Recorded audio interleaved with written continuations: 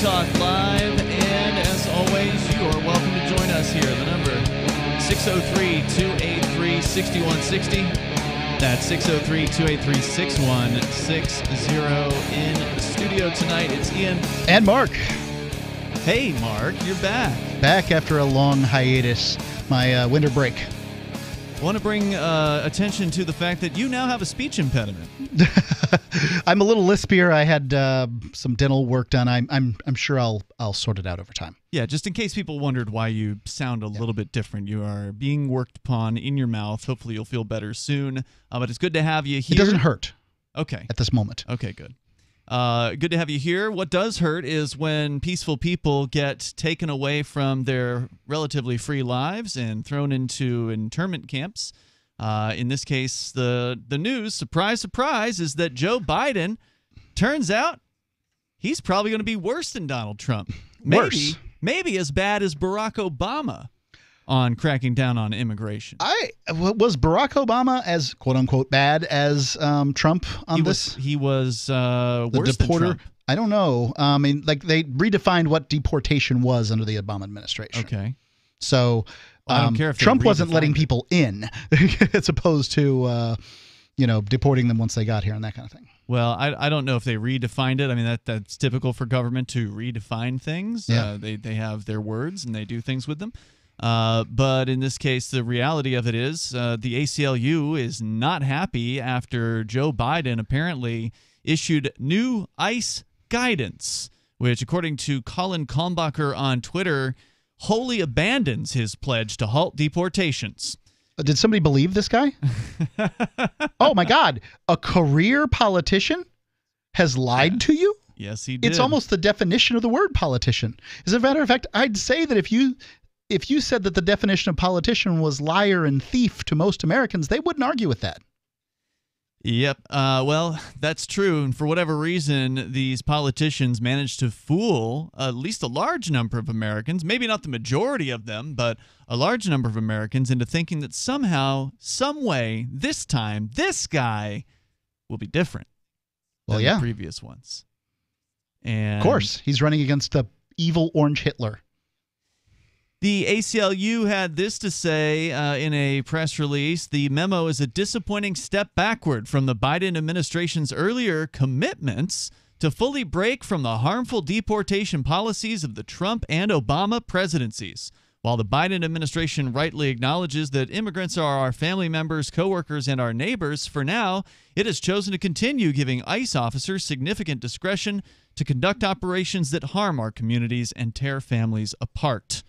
The interim enforcement priorities detailed today import the injustices of the criminal legal system and will lead to continued disproportionate deportations of black and brown immigrants. The priorities use sweeping and overbroad presumptions of threat and have for decades resulted in biased profiling and harmful immigration consequences for black and brown people, including Muslims. The priorities presume that all recent border crossers are threats in total contravention of President Biden's commitment to ensuring that people seeking asylum are treated with dignity.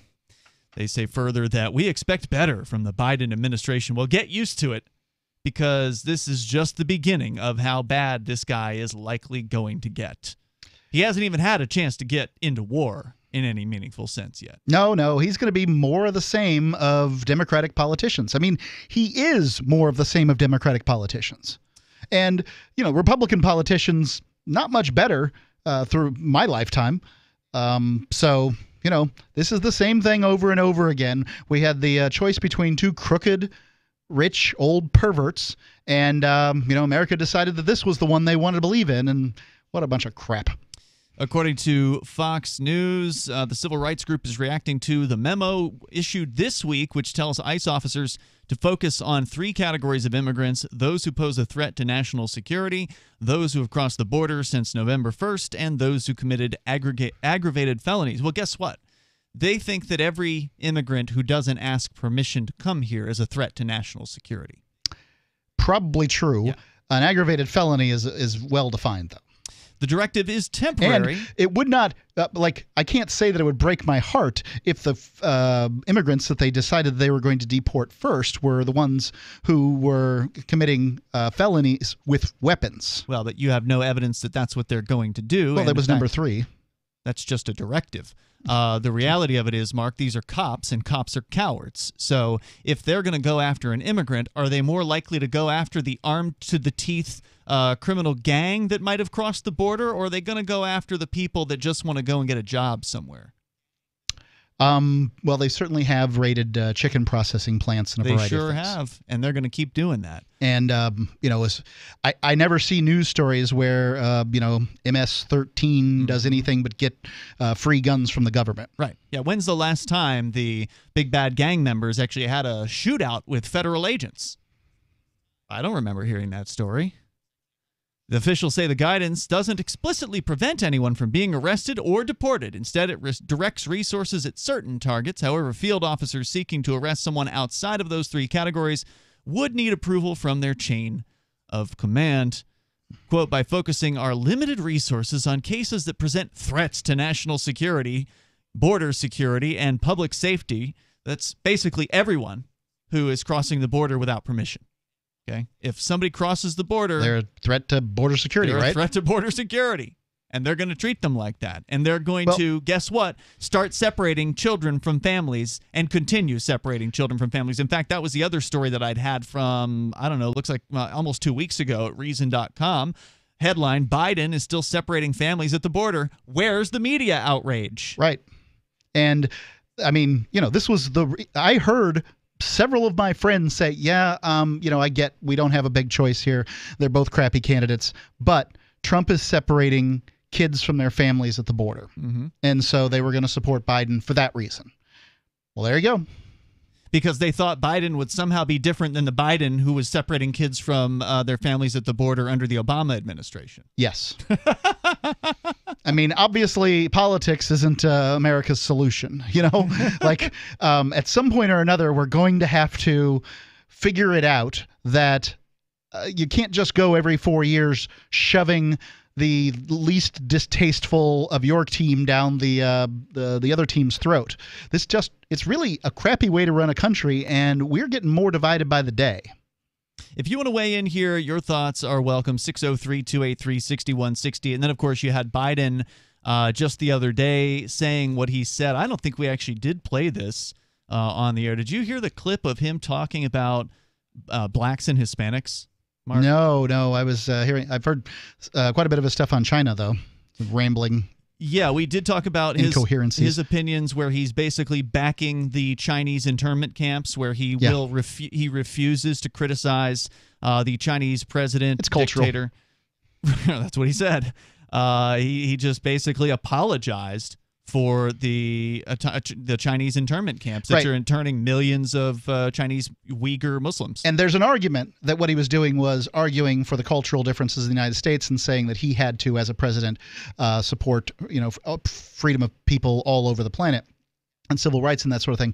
But what I would say is that if you're making that argument in your car right now, realize you voted for an inarticulate, demented man. Here is the audio. The other portion is a lot of people don't know how to register. Not everybody in the community, in the Hispanic and the African American community, particularly in rural areas that are distant and or inner city districts, know how to get online to determine how to get in line for that COVID vaccination at the Walgreens or at the particular store. Look, Biden, we all know that you're the one who wouldn't know. If he didn't have his handlers showing him where the stairs were for the stage, this guy wouldn't have any idea how to get from point A to point B. I mean, he is completely out of it. And there he is saying that basically blacks and Hispanics in the inner cities and the rural areas can't figure out how to get online. I suspect they're online already. Trump never said anything racist, and he always got crap for being racist. This guy, he's just straight up racist. There's more coming up here at 603-283-6160. You can take control of the airwaves here on Free Talk Live.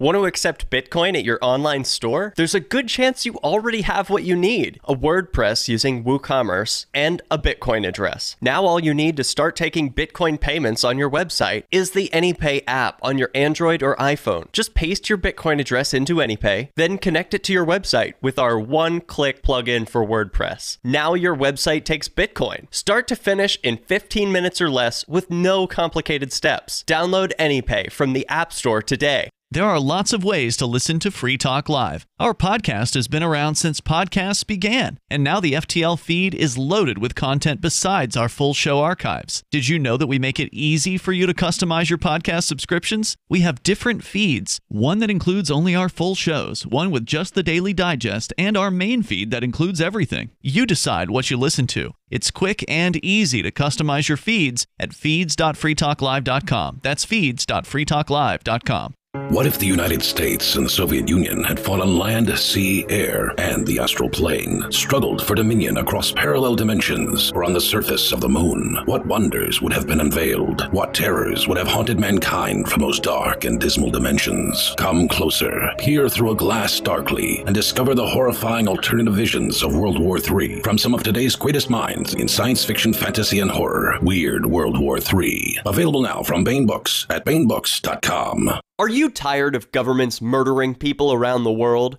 Stop using their money. There is an alternative. Bitcoin is a stateless, free market, non-political currency. Bitcoin cannot be inflated or controlled by any government. By using their money, you are helping the state. You have an incredible alternative available now. Learn it, use it, spread it. Get started with Bitcoin at bitcoin.com. That's bitcoin.com. The Free State Project has reached its goal of 20,000 liberty lovers who've pledged to move to New Hampshire and get active to achieve liberty in our lifetime. Perhaps you're trying to figure out what part of New Hampshire should be your destination. If so, consider Keene. You'll find more than 150 reasons to move to Keene at move.freekeene.com. Keene is famous for its historic, publicity-generating activism, as well as being the liberty media capital of the world. It's home to freekeene.com, New Hampshire's destination for liberty activism, news, and opinion. For years, we've been compiling over 150 reasons to move to Keene at move.freekeene.com, where you'll learn about some of what's happening here and what makes Keene a great place to live. If you love liberty, you'll probably enjoy anywhere you end up in the Shire. But do your due diligence first. Please visit move.freekeene.com for the full list of over 150 reasons to move to Keene. That's move.freekeene.com. What if you want to hear the latest episode of Free Talk Live, but all you have is your phone, you forgot to download our archive, and you have no data connection? You can call our Listen line at 641-793-0191. That's a long-distance number, so you may incur charges. If not, listen as long as you want. 641-793-0191. The Free Talk Live Listen line, 641-793-0191. Cell 411 is a free app for Android and iOS that replaces government-controlled 911. Cell 411 allows you to preset a group of friends or private organizations to show up at any emergency. Cell 411 is a nightmare for the state because it proves their so-called services aren't needed. Cell 411 has had thousands of installs, and of course it's covered by the BIPCOT no government license. Cell 411 because your friends won't shoot you when you're in trouble. Without the government, who would build the emergency services? You and Cell 411. Get it today at getcell411.com. Don't miss a moment of Free Talk Live. Get our archives daily via our podcast at feeds.freetalklive.com.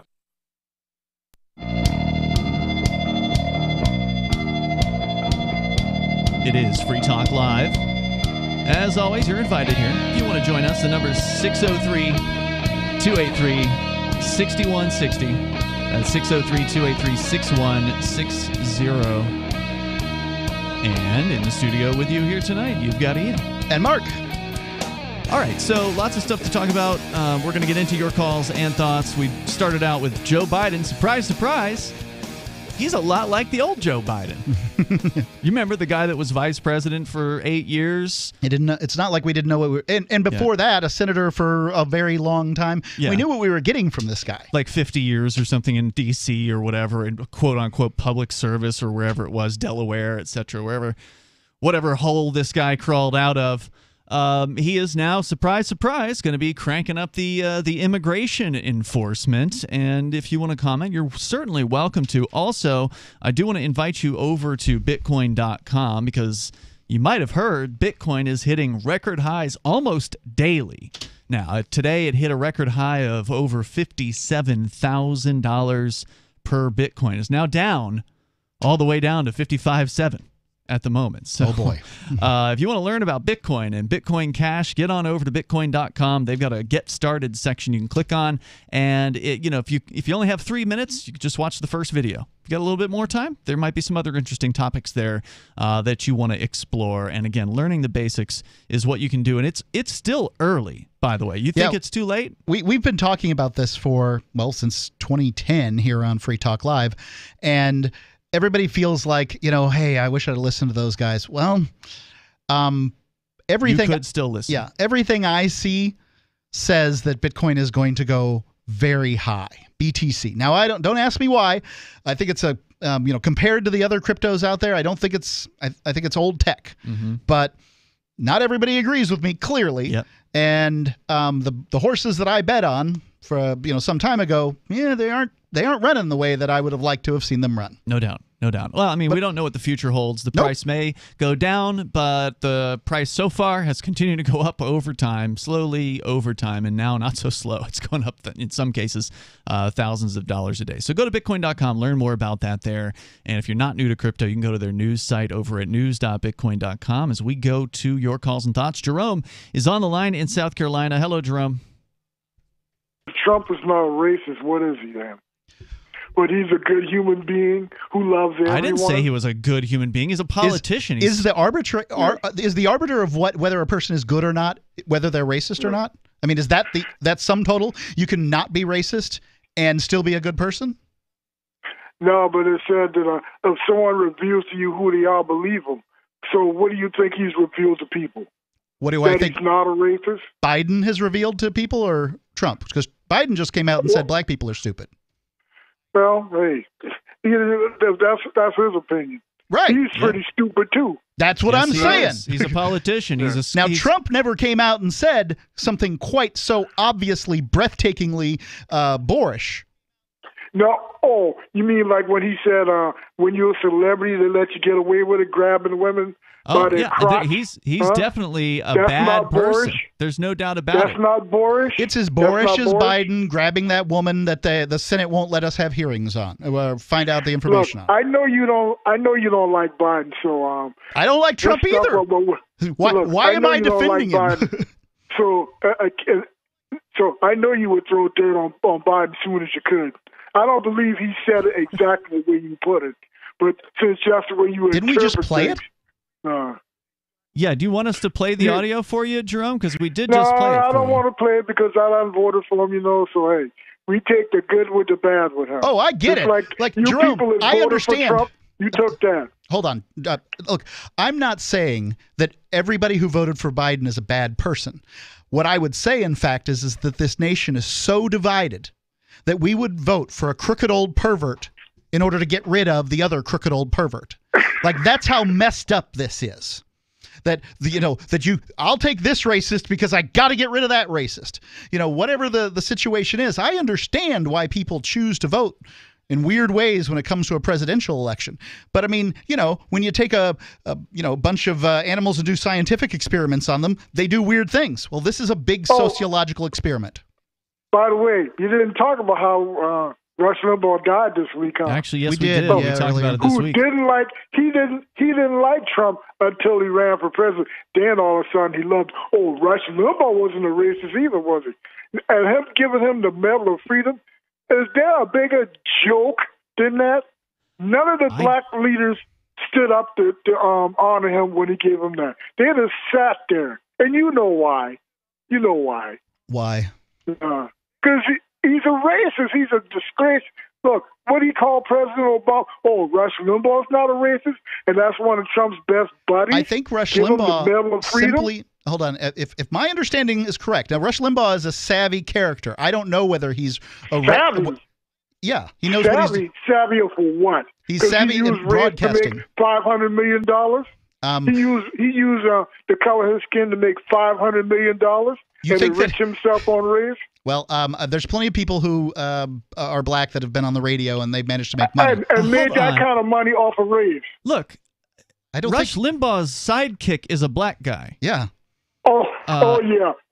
So that means he can't be racist, right? No. But I mean, it does mean that he's, clearly willing to hire black people to do his show. But Walter Williams did his show. Didn't Thomas Sowell do his show? Does the word sell out mean anything to you? Jerome, there's a lot of legitimate critiques of Rush Limbaugh, and maybe he said some things. I don't know. I've never heard about that. There's plenty of critiques of Rush Limbaugh, and I had my critiques of Rush Limbaugh, and I said some of them on the air this week. I'll recap briefly for you since you weren't tuned in.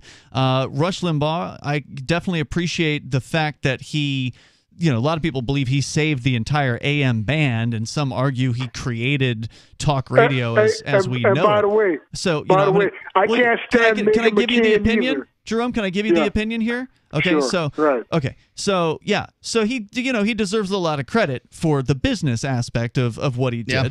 On the other hand, by no means was he a good person towards, let's say, drug so-called criminals. Minorities. He was a total hypocrite. He was minorities. Okay, but what did he do in that area? I'm not familiar with that. The things he said about minorities, the things he called President Obama. He called the president's name no matter who they were. So he played a song, which was Barack the Magic Negro, which was a quote of which is a disgrace. Yeah, but it was a quote. Wait a second. It was a quote from a Democratic columnist. I mean, in what he was doing is lampooning that the Democrats could be this racist. And get away with it. And then everybody calls Limbaugh racist. Yeah, I mean, look, that's the way he felt. No. Well, why would he call Barack magic? Yeah, that's the way he felt. He hated minorities. If that were true, Jerome, why would James Golden, who is a black man, Rush called him Bo Snerdley on the air. That was his stage name, or for whatever reason. Why would James Golden work for Rush Limbaugh for years and years? According to Wikipedia, Golden was even on the production team back when Rush did a TV show. You remember when Rush was fat in the early 1990s? I think the most racist thing that you can claim Rush Limbaugh did was on Monday Night Football, when he was one of the commentators, he questioned whether, I think it was Warren Moon, was a football great. Now, he's a football guy. He should know whether he's great or not, and I don't know the answer. Now, Limbaugh was a hypocrite. He took drugs, but also wanted people to go to prison for it. But not him, of course. 603-283-6160. This is Free Talk Live. This is Michael Dean from the Freedom Fiends. I've run websites since 1996 and have used over a dozen web hosts in that time. AgristHosting.com is the only one that hasn't broken my heart. Agrist Hosting's uptime and service is stellar, and their DDoS mitigation is the best I've seen. That's important because if you tell the truth in this world, you'll ruffle feathers. And some people will try dirty tricks to silence your voice. No matter what the haters hit us with, Agrist Hosting keeps our websites online. If you have a mission-critical commercial presence or a world-changing activism site, you cannot tolerate any skullduggery. So go with AgristHosting.com. Have a WordPress or blog site, but you're not satisfied with performance or uptime? Or just want raw hosting? Want to pay with Bitcoin? Agrist Hosting specializes in high-performance hosting with personalized service. Go to AgristHosting.com and click on the button that says Get Hosted. That's AgristHosting.com. We have some good news. The indictments against Ross Ulbricht in the District of Maryland were dismissed with prejudice, meaning they can never be refiled. This is especially good because those indictments contain the only charge ever made that Ross engaged in murder for hire. This was a serious allegation that Ross Ulbricht denies. It was never prosecuted or ruled on by a jury, but was trumpeted by the federal government and the media as if it were proven fact. The Maryland court held these indictments for almost 5 years, poisoning Ross's case and leaving him under a cloud of unproven allegations. As explained in Ross's appeal to the Supreme Court, the fact that the judge used these allegations to give Ross a draconian sentence of double life without parole violated his Sixth Amendment right to a jury trial. Judges are required to issue sentences based on convictions decided by a jury, not unproven allegations never even charged at trial. Although this is a positive development, the dropped indictment will not set Ross free. Now, a presidential pardon is Ross's only hope of freedom. Sign the petition at freeross.org. freeross.org. Are you a cryptocurrency advocate? The Crypto Tip is the ideal outreach tool to help new people discover cryptocurrency. It's a printable business card-sized tip that you can give to service providers, preferably in addition to a good cash tip. When the server scans the QR code, it'll bring up an explanation of cryptocurrency, how to install a wallet, and allow them to claim the tip. If they don't claim the crypto, you get your tip refunded to you after a time period you specify. Plus, if they do claim the tip, you get an email alert. Create as many tips as you want at cryptotip.org. That's cryptotip.org. Tired of cancel culture? Sick of mega tech corporations holding an axe over your head? Join the LRN.FM Matrix chat server. It's self-hosted, so no one else can tell us what to do or say. Don't like the existing channels? You can make your own. You can even connect into some of our channels from other Matrix servers. It's federated. For the full LRN.FM Matrix experience, though, you should join our server via the step-by-step instructions at chat.lrn.fm. Chat.lrn.fm. Join liberty-minded voluntarists, anarchists, and libertarians from June 28th through July 4th for ForkFest 2021 at Rogers Campground in the beautiful White Mountains of New Hampshire. ForkFest happens the week after the Porcupine Freedom Festival, and ForkFest is decentralized, which means no one is in charge. That also means there's no ticket cost. Just reserve your camping, RV site, or motel room with Rogers Campground for June 28th through July 4th. Where better to celebrate Independence Day than around other freedom-loving activists in the Shire? You can relax and enjoy the camaraderie of like-minded people, or you can create whatever experience or event you'd like others to have. If you're planning an event for ForkFest, be sure to let others know in advance. You can connect with fellow ForkFesters via the unofficial Telegram chat or the ForkFest forum. Links to those are on the unofficial website, forkfest.party.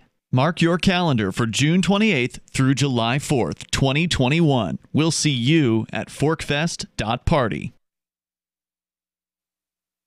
We're still not sure why you'd want to watch, but our video feed is streaming nightly for free at cam.freetalklive.com.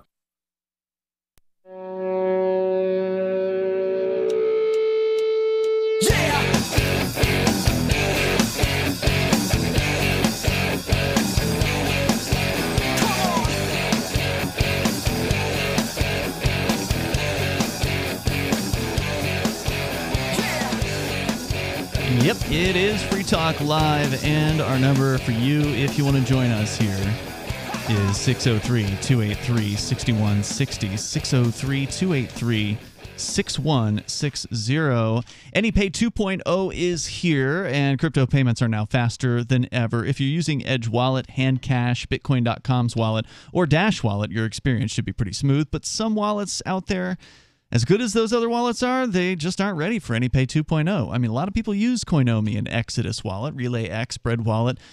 These are popular wallets. Unfortunately, if you're trying to use it with AnyPay, they're not going to work. And that's because AnyPay's come up with some payment technology, or rather adopted some payment technology that's been around for years. It's just that some of these wallet companies, they haven't caught up with the Joneses. And they need to, because they're good wallets. I think it's because a lot of people who store their Bitcoin themselves aren't spending it. You know, they're not going out and buying things in real life. Online, because AnyPay is also online now. Because I had to use a Coinomi wallet that I haven't used in some time recently, and it just crapped the bed. I mean, the fee that it put on was not nearly enough, it got stuck, and it's been stuck for days. So you can help make these wallets better by just encouraging them to do the right thing and make their wallets better for payments by adopting the AnyPay protocol. So you can go to anypayinc.com/upgrade and learn more about it there. That's anypayinc.com/upgrade. Can you tell people where to look if they want to move their Bitcoin from one wallet to another but don't want to make a transaction?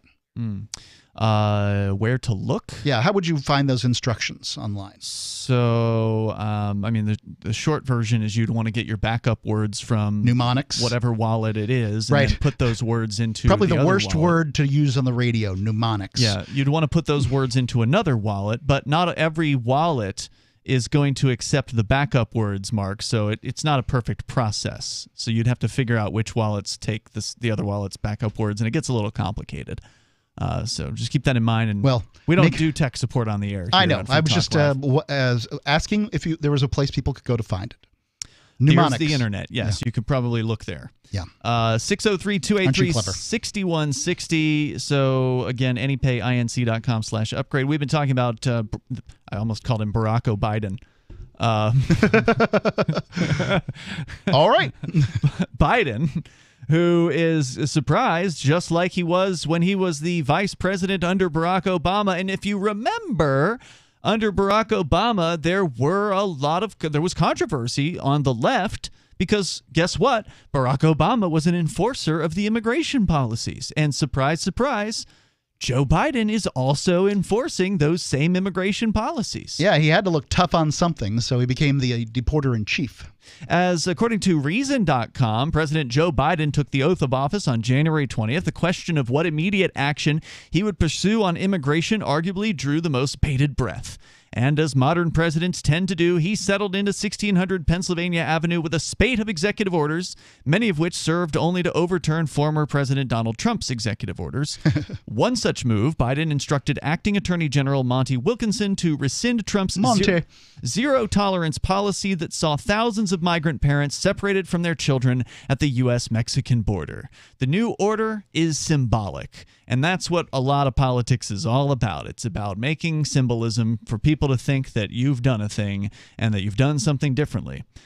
However, then there's the reality. Following a very public backlash and court injunction in the summer of 2018, Trump reneged on the risible approach, which required that prosecutors charge every single adult immigrant who crossed the border illegally a misdemeanor in federal court. It goes without saying that those indicted on criminal charges cannot take their children with them to jail, thus splintering families for the crime of trying to claim asylum.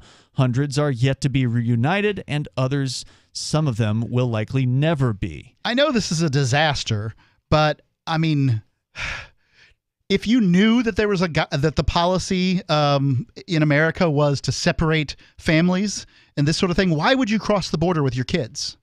You're just that desperate. Really? I can't imagine being that desperate.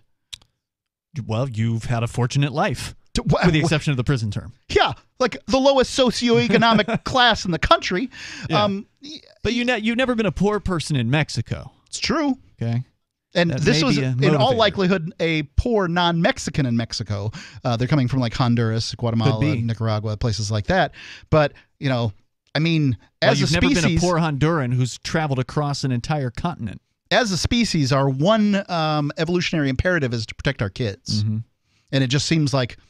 Well, do you think, Mark, that a lot of people in other countries know the intricacies of the federal judicial system and immigration system? You'd think they'd find it out at the border. Might be a little harder than you think. I mean, you might find out at the border as they're separating you from your children in that particular case, but it's a little bit too late Agreed. At that point. So if they... You know, and I asked, don't you think that you would know this? I mean, it seems like, you know, the grapevine, she's pretty, I mean, people have cell phones. They do. They have the internet. But still, Mark, I can tell you within the last decade, we've had people calling into this show or emailing us from Africa, for instance. Mm-hmm. And there's still a belief system out there that America is this free beacon, that it's this free place on the hill. It's still a very wealthy place. It is. You know, not as much as it was a year ago, but, you know, it is.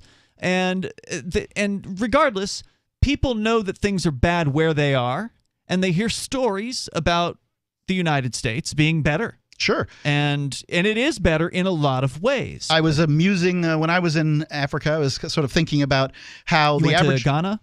Yeah, I was in Ghana and another country. Mm-hmm. And everybody's asking for money in a lot of cases. And the funny thing is the average American is in debt up to their eyeballs. Oh, yeah. You know, if you're in an African country and you have zero, you've got much more than most of the people who are listening to me right now.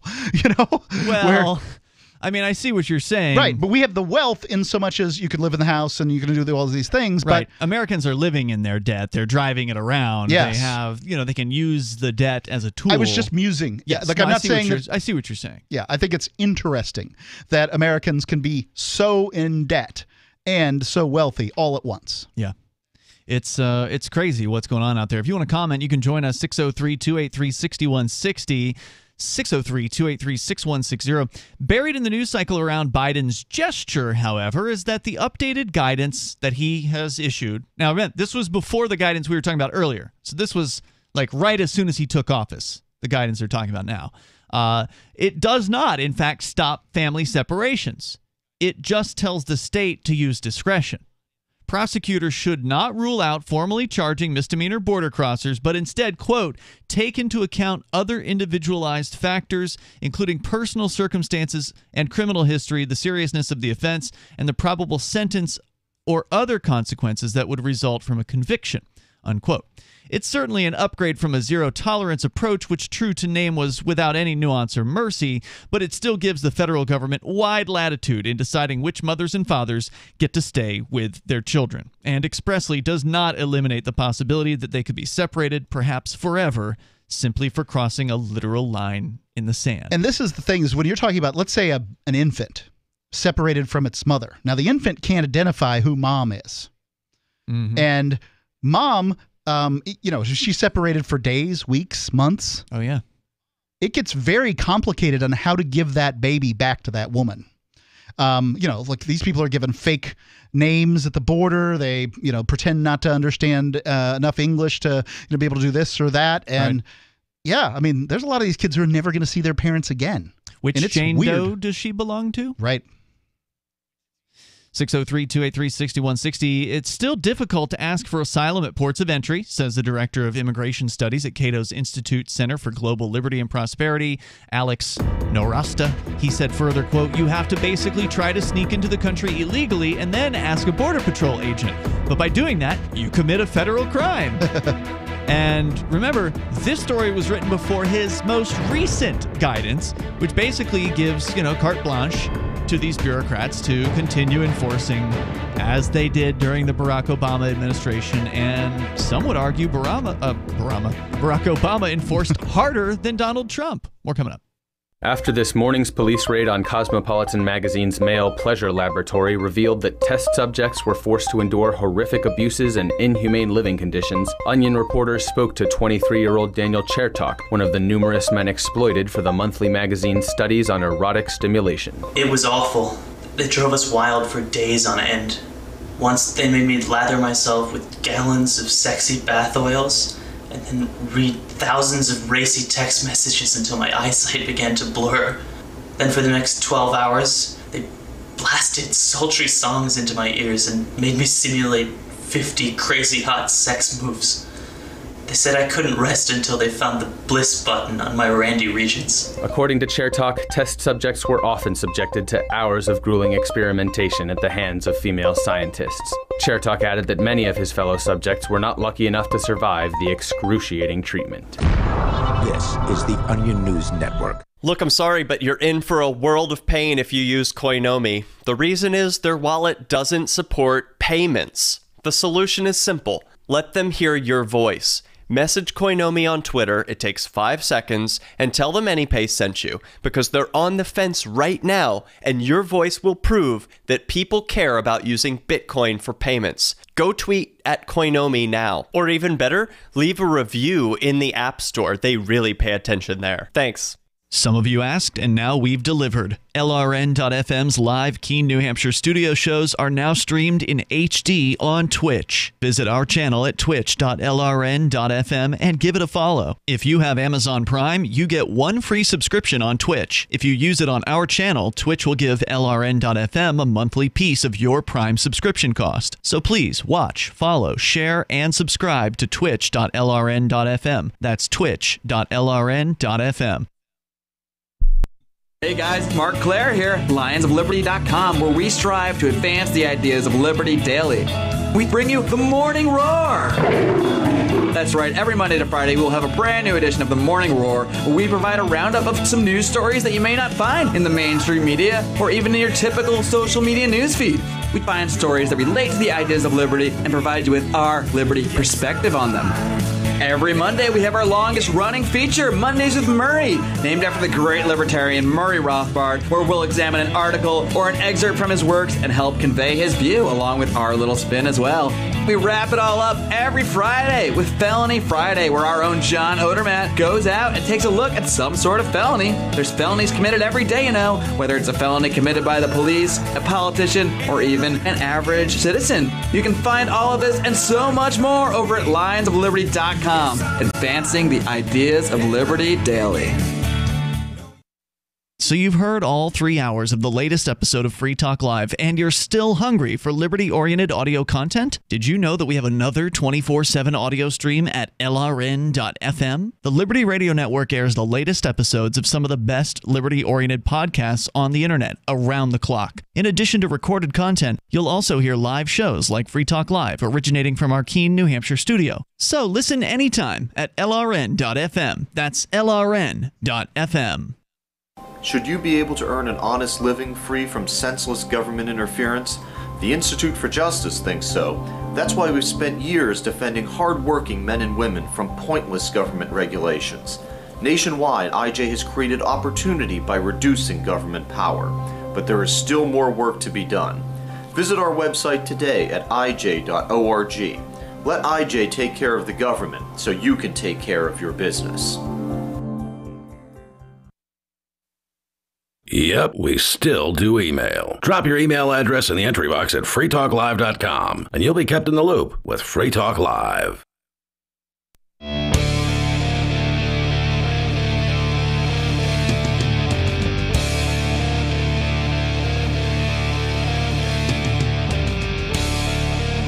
This is Free Talk Live, the live Saturday episode here. With you in the studio tonight, it's Ian. And Mark. The number is 603-283-6160. That's 603-283-6160. We will take your calls about anything. It doesn't have to be on Biden's big surprise. He's going to crack down on immigration. Now, of course, the media is going to whitewash this as much as they possibly can. Yeah, what happened? I mean, did journalism really just turn under the Trump administration to the point that we just can't report fairly anymore? I mean, like any semblance of fairness? Because basically, that seemed to go out the window during Trump. It was clear that every media, more or less, hated Trump. And now, and like every team player, they got to get on board the Biden train now. I'm ashamed for my field. Well, I mean, you're a talk show host, Mark. You're not a journalist. Marginal journalist. I broke a few stories here and there. Yeah, I mean, journalism, again, traditionally, journalism has been the sort of, at least to give the impression of fairness. As a journalist, you're supposed to cover both sides, right? If there's two sides, you're supposed to cover both sides and give them their say and get that out there in a fair, impartial manner. That's gone, okay? As a talk show host, you're not expected to do those things. So you can't really say you're a journalist. Expected to tell the truth. Okay, but you can't really say that you're a journalist. Talk show host is an opinion-based career. If you don't have an opinion, you're a terrible talk show host. Whereas if you're a journalist who's inputting their opinion, you're not technically doing journalism. You're doing You could do a talk show without having an opinion. I mean, you can just say, I said you wouldn't be a good talk show host if you didn't have an opinion. That perhaps is true. Let's go to your calls and thoughts here. Ed is on the line in Tennessee. Ed, you're on Free Talk Live with Ian and Mark. Yes. I live in Chattanooga, but I work in Dalton, Georgia. I'm a mechanic, and I had it out with one of my coworkers last month,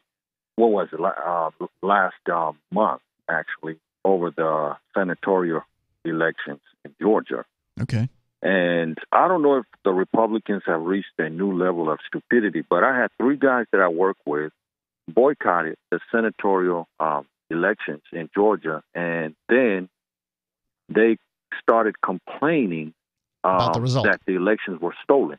They listened to Donald Trump because the president, Donald Trump, said that the elections are rigged, so they boycotted the election. Then they came back to work complaining that the elections were stolen, stop the steal. I mean, have these Republicans reached a new level of stupidity? I don't know who's doing what as far as boycotting elections, but I've always said that if you're boycotting elections, you're helping the other side. But it doesn't matter because whoever wins, we lose. Whether Trump won or Biden won, the government is going to get bigger. The government is going to get more intrusive, more expensive, more outrageous. Different ways, yeah. And not really in that different of ways. It's just going to keep getting worse. So I don't mind. It doesn't bother me if somebody says they're boycotting the election because it doesn't matter one way or another. I understand they boycotted the election, but then the next day they come back and they start complaining that Perdue and Loeffler lost because it was rigged, and they're crying out, "Stop the steal." Mm-hmm. This is what's aggravating, I mean, this is just stupidity at the highest level. And as far as immigration, you guys were talking about immigration earlier. I am a political refugee that came to this country from Mozambique during a civil war. And you know what? I respected the laws of the United States. I applied to come to this country, and I waited in line, and I think everybody should do the same. Why? Every country has their own immigration policy. Every country in this world. Wasn't America supposed to be the land of the free? Say that again, sir? Well, your observation is correct that all of these so-called nation states exist all around the world have a bunch of bureaucrats telling everybody what to do when it comes to immigration. But wasn't the United States supposed to be different? Wasn't this supposed to be a free country? Give us your poor, your weak, your huddled masses yearning to be free. That is true, but you have to do it in a controlled manner. You just cannot accept everybody from everywhere around the world. Why not? You have to know who's coming in. Why? Why do you have to be so controlling? Let me ask you this. So you came here from Mozambique and there was unrest. Did you get federal aid from the government? Not at all. Right. No, so you did it all on your own? Correct. That's what I'm looking for. I came here young. I came here young. I was like, 10, 11 years old. Mm-hmm. Okay. So my parents had a lot to do with that. But we worked hard. We worked our way up, and now we're doing a lot better. We're in the middle class. But all I'm saying is I respected the laws of this country. I came here legally, okay, even though we were in Malawi. We were in a country in Southeast Africa called Malawi in a refugee camp for 5 years, enduring some of the most horrific situation that you've ever seen in your life, man. No food, everything, So these people that are coming in from Central America, they are not refugees. They're not coming from a war zone like I did. How do you know that? This pisses me off. Well, it pisses me off because of what I went through to come to the United States, and these people are coming from Central America. They're not at war down there. They need to fix their government. How do you know what it's like in Honduras? Have you been there? El Salvador. How do I know? Are they at war? Are they? There's an internal conflict going on, and people are dying. All right. When I was getting out of Mozambique, I witnessed a woman get shot in her breast while she was unloading her kids from a pickup truck, pal. So don't tell me I've never been through a war zone. I didn't tell you that. I said you don't know what's going on in Honduras, sir. It's not as worse as what I endured. Okay, well, congratulations. You came from the worst place on the planet. I'm glad you made it out of there, but there are a lot of other people who have bad situations. Maybe they're not at war, but maybe the government in Honduras is looking to kill them. Okay? Do you think that's the case? Let's invite, okay, that's like 80% of the world. Why don't we invite everybody? Yes, I would like to invite everybody. I would like that. Yeah. You want to invite everybody from all around the world to come to the United States. Well, that's what it's about. It's important so you want to raise your taxes. No. You're willing to raise your taxes. No, sir. Taxes, I don't think people should pay them. So how are they going to support themselves, sir? Well, that would be their problem. If you don't pay taxes, you can support yourself better because you're not paying a criminal enterprise to destroy people's lives with your money. That's what taxes do. They enrich these bums in the federal government. You don't know who's coming through the border. You got MS-13 and all these gangs down there. So what? All right? We've got guns. Yeah, well, gangs were empowered by the drug war, which is the United States' law that affects many of these other countries. We wouldn't have the the gang trade that's going on if it hadn't been for the U.S.'s war on drugs in the first place. They wouldn't make any money because they wouldn't be able to sell drugs. I don't have a problem with immigration, but we have to do it in the right way. Do you think we are doing it in the right way? Doing it. We have to have some kind of control over it. I didn't ask that question. Are we doing it? We, this euphemism for the government, because it's not you and it's not me. Are those people over there is broken. Who have the immigration policy in this country is broken? Absolutely, it is. And I would like to see some things be repaired about it. First thing I'd like to see is nobody, and I mean nobody, gets 1 penny of U.S. tax-paying money when they come here. They have to make it like everybody who, all our ancestors who came to this country and made it. There's a system in place. Use it. It rewards hard work. And yes, indeed. And that's all. That would be my main criteria. Can you get a job? Excellent. I mean, we were shipping all these jobs over to Bangladesh and China. Why don't we have them here? I understand. I agree with you 100% on that. And that's the reason I voted for Donald Trump in 2016, thinking that he was not a politician, that he was going to, make things better for this country. But I soon realized that I made a big mistake. Well, what you need to realize is that it doesn't matter who you vote for. None of these people are going to make anything better for you and I.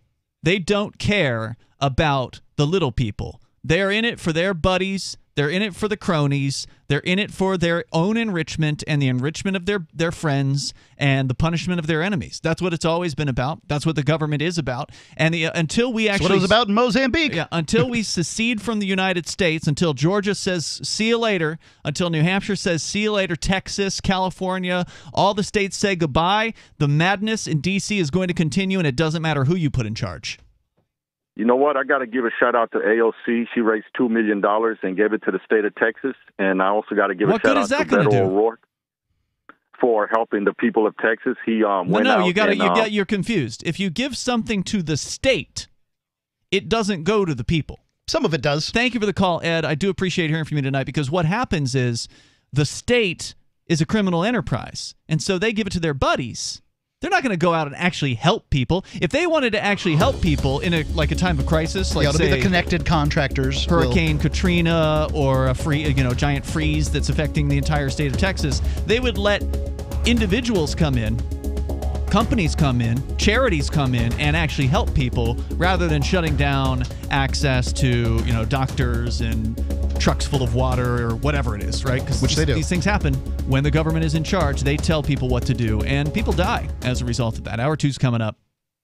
Divvy's been a pretty good investment for Free Talk Live. Their ad campaign started in September 2019, and from mid-March to mid-July, the values soared by 10 times. It's not too late. Divvy's new wallet hasn't even released yet, and other things are happening that I can't even say on the radio. If you want to invest and potentially do well, go to DivvyProject.org. I can tell you that FTL is deepening its partnership with the guys from DivvyProject.org. Past performance is not an indication of future profit. DivvyProject.org. DIVI Project.org. Want to accept Bitcoin at your online store? There's a good chance you already have what you need: a WordPress using WooCommerce and a Bitcoin address. Now all you need to start taking Bitcoin payments on your website is the AnyPay app on your Android or iPhone. Just paste your Bitcoin address into AnyPay, then connect it to your website with our one-click plugin for WordPress. Now your website takes Bitcoin, start to finish, in 15 minutes or less with no complicated steps. Download AnyPay from the App Store today. Bitcoin.com has launched a trading platform at local.bitcoin.com, allowing you to buy or sell Bitcoin Cash via dozens of payment methods like PayPal, Venmo, bank deposit, remittances, or meeting in person with cash. There are no ID requirements to sign up for and use the site, and all communications between buyers and sellers are encrypted. Finally, a global trading platform that respects your privacy. Visit local.bitcoin.com to get started trading Bitcoin Cash.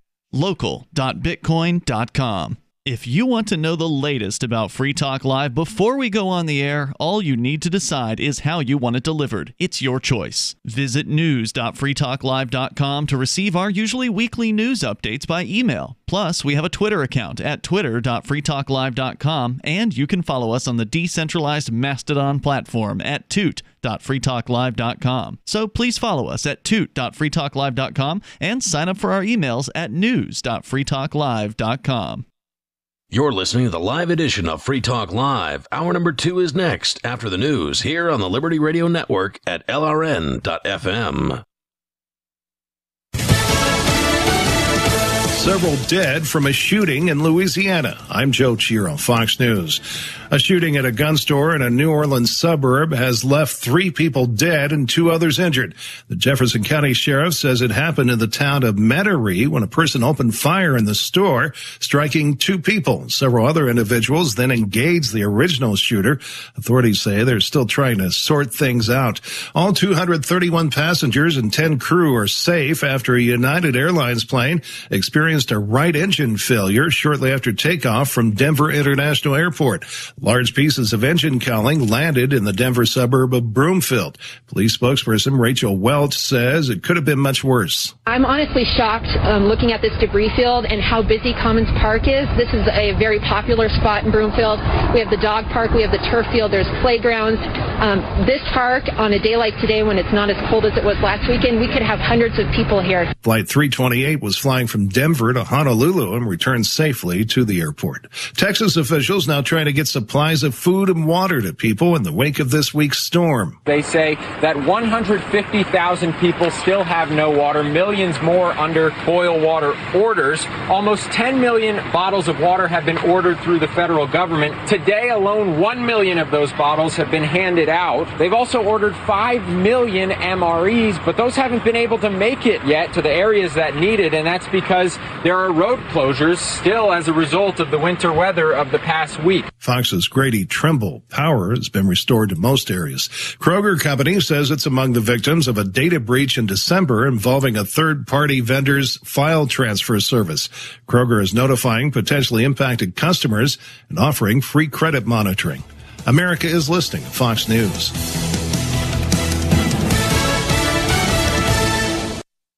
When running a business, HR issues can kill you. Wrongful termination suits, minimum wage requirements, labor regulations. I'm Alan Jones, founder and CEO of Bambi. I created Bambi specifically for small business. Get a dedicated HR manager, craft HR policy, and maintain compliance for $99 a month, seriously. Month to month, no hidden fees, cancel anytime. Go to Bambi.com/money to schedule your free HR audit. That's BAM to the BEE.com/money. Congressional Democrats are calling for an increase in the national minimum wage to $15 an hour as part of the next COVID-19 relief bill. But congressional Republicans say that would result in job losses across the country. When you already have nearly 11 million Americans out of work, why would you kill another 2 to 4 million more jobs? In other words, we are finally getting to a place where we're recognizing that increasing costs on employers reduces the number of employees in the marketplace. Congress has until March 14th to pass a new COVID relief bill, as many benefits of the current deal expire that day, including extended unemployment benefits. The NASA Mars rover Perseverance sending back pictures and data after touching down on Thursday. Former NASA astronaut and member of the Apollo 11 moon mission, Buzz Aldrin, applauding the efforts of those involved. Everything takes quite a while in its planning stages. With the crew for a landing mission, and for all the technicians in the control room. Perseverance is scanning Mars for any potential signs of former or present life on the planet. A woman from California has been arrested, accused of leaving behind a child in Las Vegas. The U.S. Marshals finally caught up with 26-year-old Miriam Ramos in California after back in December she left something in the bathroom of a Las. Why did you move to the Shire? I moved here to the Shire because there's other people around who take liberty just as seriously as I do.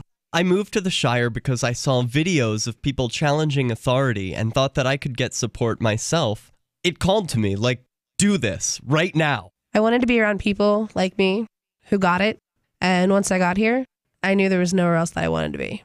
I've always wanted to change the world, so I moved to the Shire to join people who were actually working towards doing the same thing.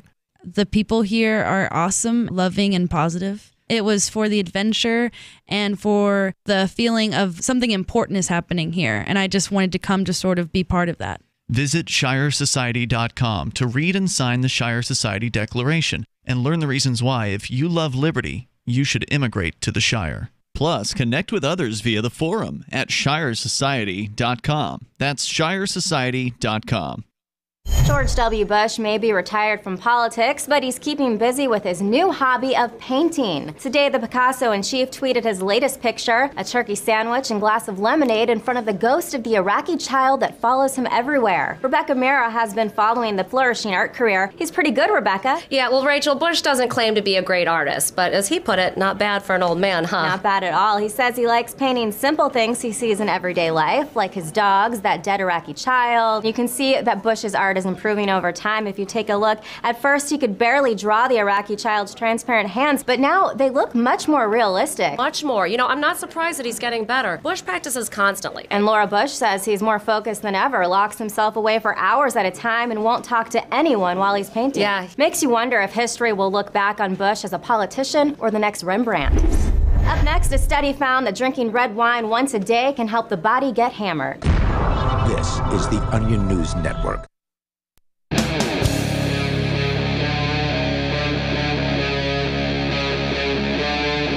Free Talk Live.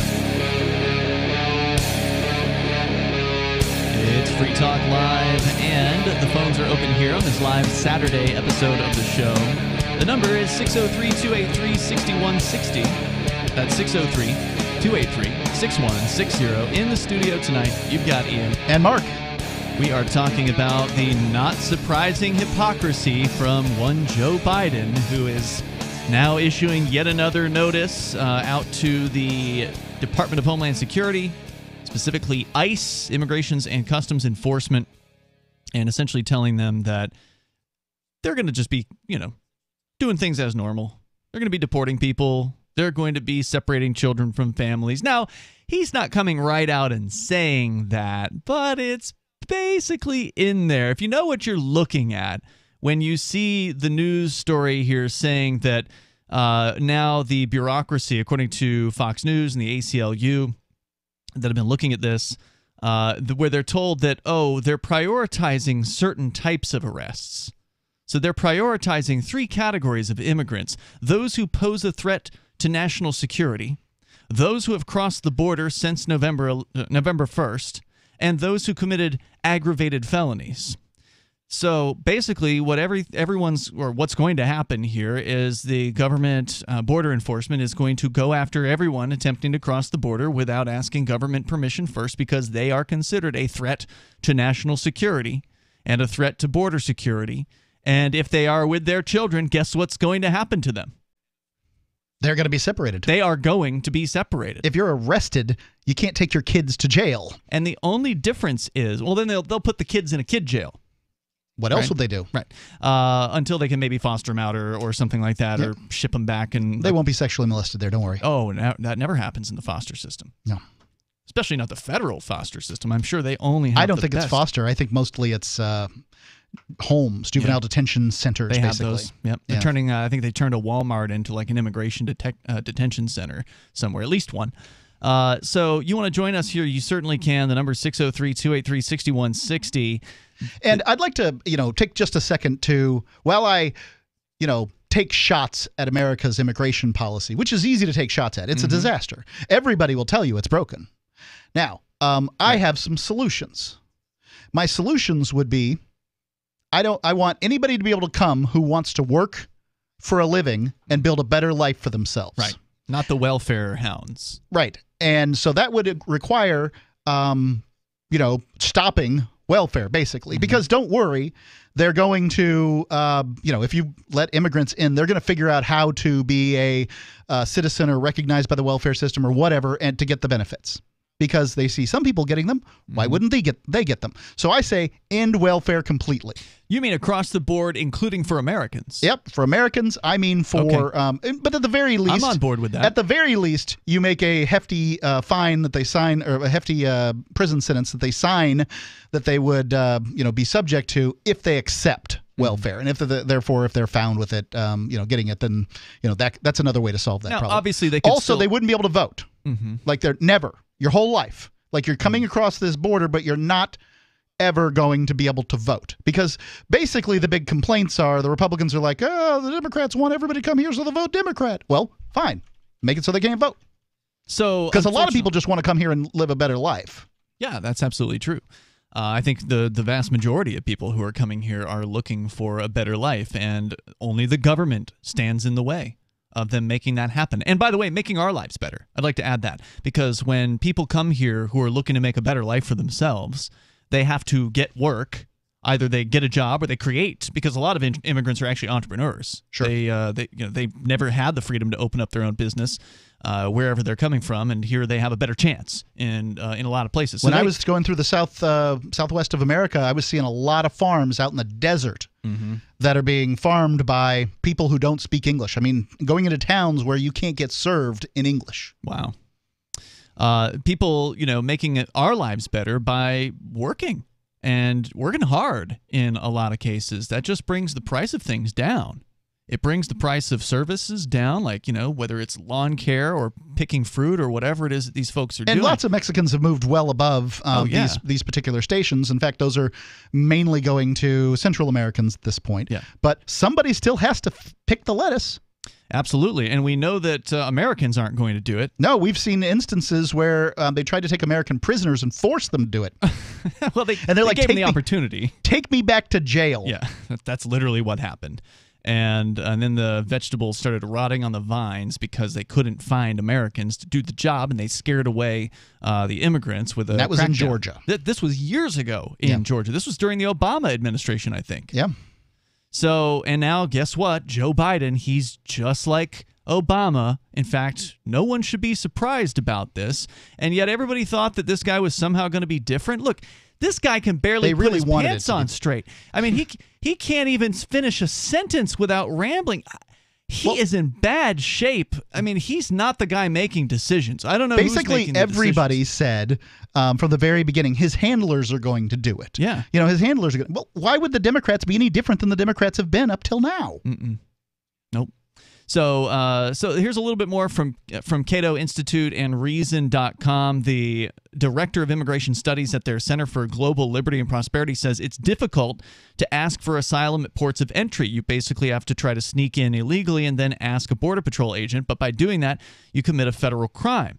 Now, this approach, according to Reason.com, has come to define the U.S. immigration system in that a vast majority of legal avenues are inaccessible to the bulk of would-be immigrants, thus incentivizing illegal behavior. So what was happening as far as asylum was that the Central American, asylum seekers would travel through Mexico to get to the United States to get asylum. And what many people were saying, and I don't think it's the worst argument in the world, it's just... anyway, I'll go on it. What many people were saying was, why not get asylum in Mexico? We'll give you money for asylum in Mexico so that you can keep them over there. And that's a relatively good argument.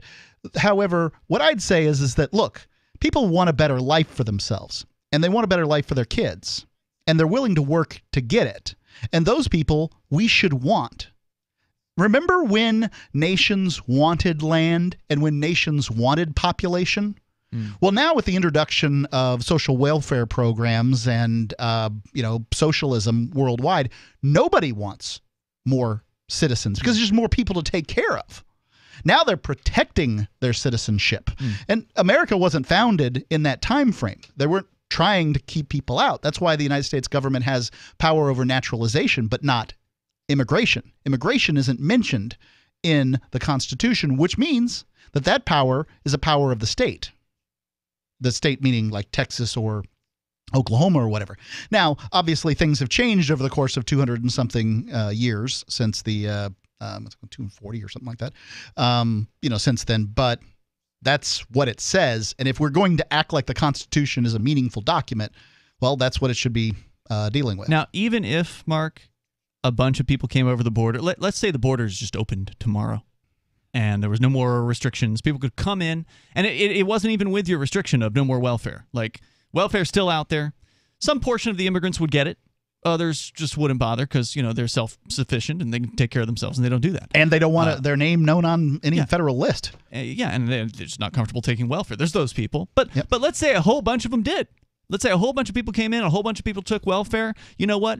Whatever the amount of money that would be is going to pale in comparison to the amount of money that this government is going to print out and they're going to give to their buddies as they did last year with the big 1.9 trillion, 4 trillion, the welfare that goes trillion. to banks dwarfs the welfare that goes to anybody. They're cooking one up right now. I've seen 1.9 trillion is being batted around, and of course they're talking about, oh, you get a $1,400 check or whatever they're talking about for Americans people. get ripped off again. You know, so I mean, again, even if you double the size of the welfare system here in this country, it's going to mean nothing compared to the hundreds of billions of dollars that are going to be shoveled over to companies like Delta Airlines and all these other connected people. I don't think there should be entitlements. Period. I agree with you.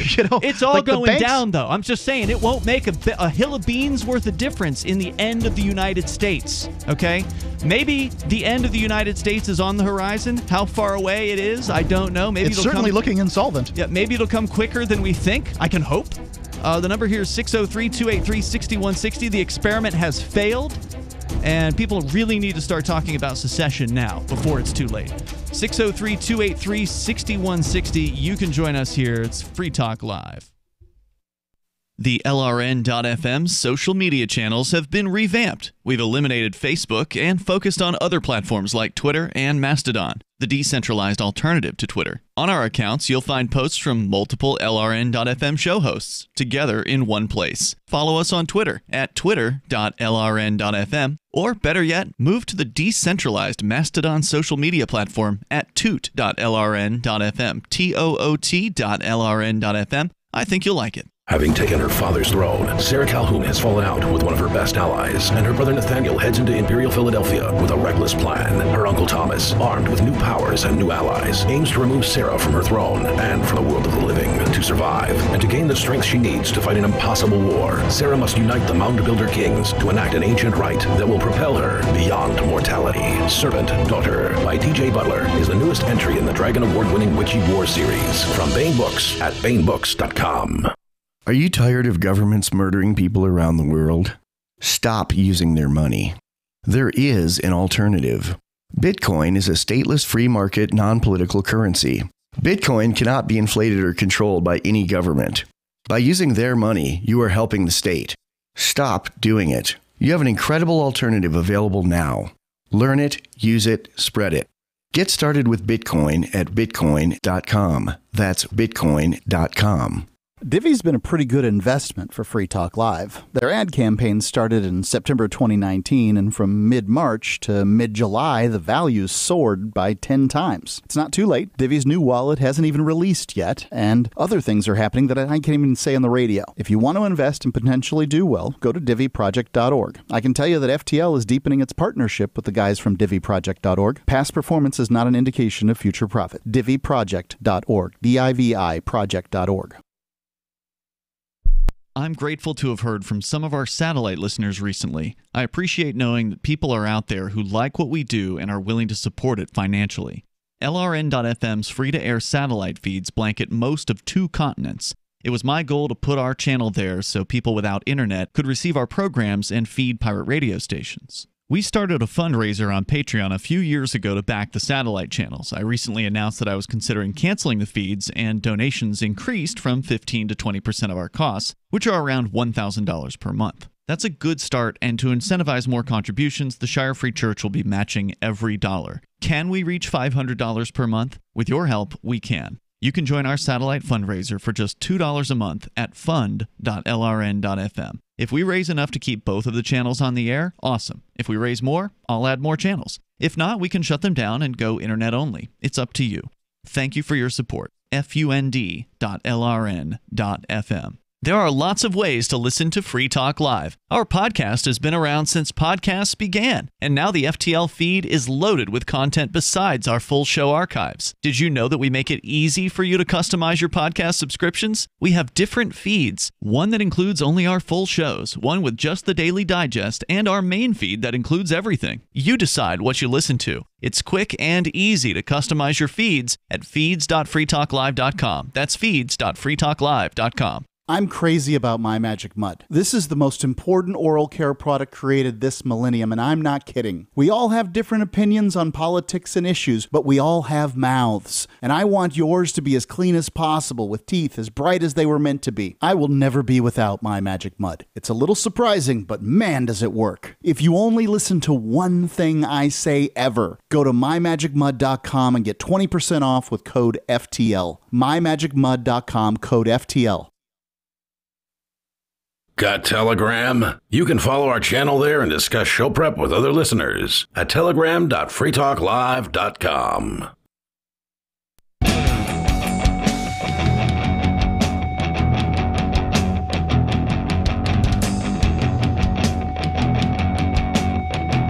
It's Free Talk Live, and it is the live Saturday edition. The number is 603-283-6160. That's 603-283-6160. In the studio tonight, it's Ian. And Mark. Do you want to reach people with the ideas of liberty? You can do it from the back of your car with libertystickers.com. You can reach thousands of people with a bumper sticker. And you know that people love to read them, so check out the vast selection of witty, poignant, pithy, and downright bombastic liberty-oriented messages at libertystickers.com. And if you need custom stickers, like we got some, we got the Free Talk Live bumper stickers. If you want a free one, by the way, you can go to promote.freetalklive.com. There's a physical address. You send a self-addressed stamped envelope to that address, and we will send you back a bumper sticker. And they'll give you some idea of the quality of Liberty stickers. So you got a political campaign or a interest group or a business or something, you want to make your own bumper sticker, they can handle that too. Rush sold them to you. We give them away. Oh, I see what you're saying. LibertyStickers.com. We go to your calls and thoughts. We got, let's see, Rick is in Arizona. You're on Free Talk Live. Hello, Rick. Hey, listening to your show, and my question is about, the borders being open to where it's just a free flow of people coming in and going out. And my concern is overpopulation to the infrastructures of housing, medical, education, and so on, and groceries, food. If we take in too many people too fast, we don't have enough for everybody to have enough. Here's the cool thing about the marketplace is that we will overpopulate. Yeah, here's the cool thing about the marketplace is it responds when there's a demand put upon it. If you open up the borders, you're not going to have everybody coming in on day one. It takes some time to to get your life together and move somewhere. But obviously people would come in, and if you didn't have insane government regulations on building houses, then houses would easily be able to scale up to demand. And not everybody lives in the unpopulated areas. In fact, most people live in urban centers in the United States. I think it's like 96% or something like that of the population. So there's a ton of room for people to be here. When Lenin and Trotsky and Stalin overtook Russia and became the USSR, they really couldn't figure out pricing models, distribution. They had to come up with these 5-year plans. At some point, they had to abandon the whole idea of being cashless. They were going to be without money. Everything was going to be a communist utopia. And what they found is that planning a marketplace is very difficult. But, John Smith there, he came up with the old... it was Adam Smith, excuse me. Yeah. He came up with the invisible hand theory long before that. Somehow the market comes up with solutions. As far as housing goes, not everybody has to live in the nicest house. They certainly don't in Central and South American countries. And, some neighborhoods aren't going to let that kind of building go on. But we don't have enough houses for the people moving into Arizona from California as it is. Sure. So rents are high, right? We have a housing shortage here. So the price goes in up, southern Arizona, in the Tucson area. I live 4 miles off the border by Naco, Mexico, and I live in a community of 5,000 people with one grocery store. And if we double our population immediately, with people coming in and wanting to stay in this area, we don't have enough food then for everybody. Well, here's and the we thing. Don't have if there's any not housing, enough food, people you won't can't even move find there. a place to rent here. then people won't be able to move there if there's no available homes, and they'll find somewhere else to go. The prices of rent will go up if the demand is so high that if they can pay it. But likely some Guajiro from Tijuana or wherever isn't going to be able to pay it. Right. So maybe they'll put up a shantytown somewhere or whatever. Who knows what's going to result in that? But all I know is, when you look at the people who are currently picking the vegetables down on the U.S.-Mexican border there on our side, yep, and they're watering the desert to grow lettuce. Those people are clearly not living in the greatest of housing. Yeah, a lot of those people, and I've seen it. I saw it. They might as well be back in Central America. Yeah, well, I remember seeing. But isn't that a form of slave labor then that we're imposing upon them? Let me ask you this: if you could Slavery's work not a hard to make a better life for yourself, would you do it? Well, I do every day. There you go. But it's not slavery. I'm retired on a very small amount of Social Security house sitting to get by every day. Yeah, slavery is not a choice. A pension. What's that now? Slavery does not involve choice. So the people that would come here and would work a job that maybe you or I wouldn't want to work, and we might consider very difficult conditions, for them it is an option. It is one that they could choose. And if they choose to do that, then it is by definition not slavery. Yeah, my concern is just overpopulation, not enough work. Don't be concerned. You can do some research about that on the internet. Thank you, Rick, and you can look and see how much of the United States is America populated. Pales in comparison to other countries as far as population per square It's a tremendous amount of open kilometer, space. hectare, you pick. 2/3 of the two-thirds of the land west of the Mississippi is quote unquote owned by the federal government? Yeah, something like that. Okay, that's a ton of space. Yeah. Thank you for the call, Rick. Let's go to Ryan in Tennessee. The number here, by the way, 603-283-6160. That's 603-283-6160. Go ahead, Ryan. Hey, guys. Thanks for taking my call. My pleasure. I just wanted to respond to two of your previous callers, Jerome and Ed. And as far as Jerome goes, I believe he is 100% a fool and proves it every single time that he calls in. How so? To call in tonight and bash Rush Limbaugh, who I've listened to daily for the last 5 years, the ambassador of freedom, of liberty, of our Constitution, of our Bill of Rights. He's not the ambassador and to bash him as a racist is the most foolish thing that Jerome has ever said on your show. Well, it's ignorant. And that's saying a lot. Yeah, I mean, it is definitely ignorant what Jerome said. From what I can tell, Rush Limbaugh is not a racist. Well, but this is what the media is basically saying. I mean, if you go online, everybody who disagrees with me is a racist. Is basically the. Well, that's ridiculous. It is. Let's leave racism for racism. Okay. And let's be abundantly clear on that. Like, racists are people that judge people negatively based on their skin color. Yeah. Joe Biden. Maybe Jerome is a racist. Maybe he just hates white people. Well, he's never when you said point that. your finger at somebody, there's three of them pointing right back to you. And No I doubt. believe Jerome is a racist. Well, because I don't all know. he ever does is call on your show and attack people for being racist. Yeah, the only thing that Rush Limbaugh was ever accused of being racist about was supporting Donovan McNabb, the Eagles quarterback. Was it the Eagles quarterback? And he said that the whole country was pulling for him because he's a black quarterback.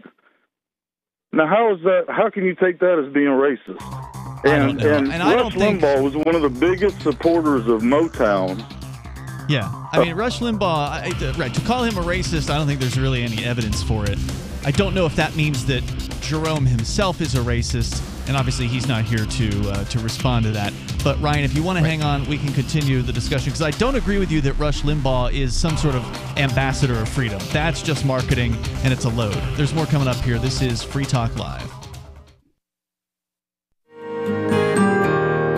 So the protection of life, liberty, and property is what the Free State Project is all about. But it's an effort to move 20,000 people who understand. It's about demonstrating to the entire country that, yeah, we can have a free market, a truly free market. Making it just a freer, great place to live. It's the world's largest voluntarist libertarian community, and it's only getting bigger. That's amazing, to be able to move to a place where other people like passionately believe in being free and independent. What the Free State Project is managing to do, though, is to put their money where their mouth is. Physically getting up across the country and saying, let's go someplace and let's demonstrate the power of these ideas. There's a lot of kind of philosophy that surrounds liberty. There's a lot of thinking about it and talking about it. But here in New Hampshire, people are doing it. 101 Reasons Liberty Lives in New Hampshire, a documentary by Free State Project Early Movers. Watch it free at 101reasonsfilm.com. 101reasonsfilm.com. Are you about to meet the media? If you're about to be interviewed, do their homework for them. Know this about the person who will interview you. He or she is busy, so expect minimal, if any, preparation. He or she doesn't know as much about your topic as you do. He or she isn't as concerned as you are about getting your message out, so you need to take responsibility. Provide a biography and fact sheet, photographs, or other materials that tell your story. Reporters won't be put off if you supply frequently asked questions. Remember, Public Speaking 101, at the end of the speech, what's the one thing you want them to remember? You can download the document I supply to reporters who interview me and squirm through a video that demonstrates how not to conduct your media interview at www.survivalspeech.com. I'm Holland Cook. There are basically two types of advertising, direct response and branding. Radio's great for direct response with its low cost to listener ratio, but audio can't be beat for branding, which is a longer-term endeavor. You want to be the first thing that someone thinks of when they think about your product or service. If you have a local business that you want kept top of mind in your community, call the station. If you need national reach, Free Talk Live's got around 200 radio stations, millions of monthly listening sessions, can suit all budgets, and if we don't think we're right for you, we'll tell you. Email me, mark@freetalklive.com. What if you want to hear the latest episode of Free Talk Live, but all you have is your phone, you forgot to download our archive, and you have no data connection? You can call our Listen line at 641-793-0191. That's a long-distance number, so you may incur charges. If not, listen as long as you want. 641-793-0191. The Free Talk Live Listen line, 641-793-0191. Free Talk Live. Because I think it corrupts people over time. I mean, I don't think a homosexual is not going to be perverted in 5 minutes to turn to bestiality. But over generations, if they're having children, I believe over generations, it will pervert. I'm pretty certain that being gay is not a choice, because I think I'd make that choice, right? Like, my biggest problem with gay people is that I'm, like, jealous of them. Like, they have that Grindr app, like, they just go on their smartphone and get laid. Oh, yeah, Derek like, is on that thing all the time. Yeah, I mean, it's like that. I'm so envious of this, but I'm like, I gag when I brush my teeth. Like, I just couldn't do it, you know, and so... I made him laugh. Wait, doesn't that mean he's perverted if he laughed at that joke? You're laughing at a sick joke, sir. You're perverting society. You are responsible for the downfall of this country. It's all Karl Marx from here, thanks to you, pal. Free Talk Live, 7 nights a week from 7 to 10 Eastern, live on the Liberty Radio Network at LRN.FM. Do you appreciate what we do? Help us advertise, market, and promote for just $5 a month at amp.freetalklive.com.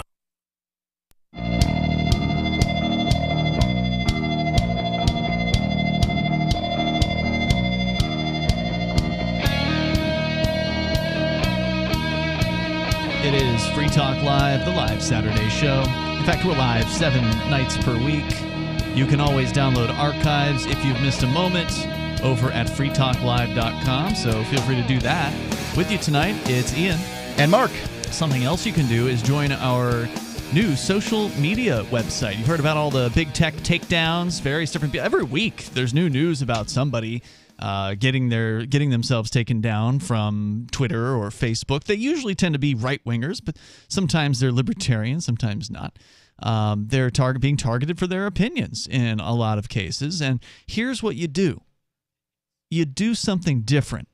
Rather than complaining, rather than appealing, rather than begging. Just going to another social media platform. Another centralized and expecting it to somehow be different. Yeah.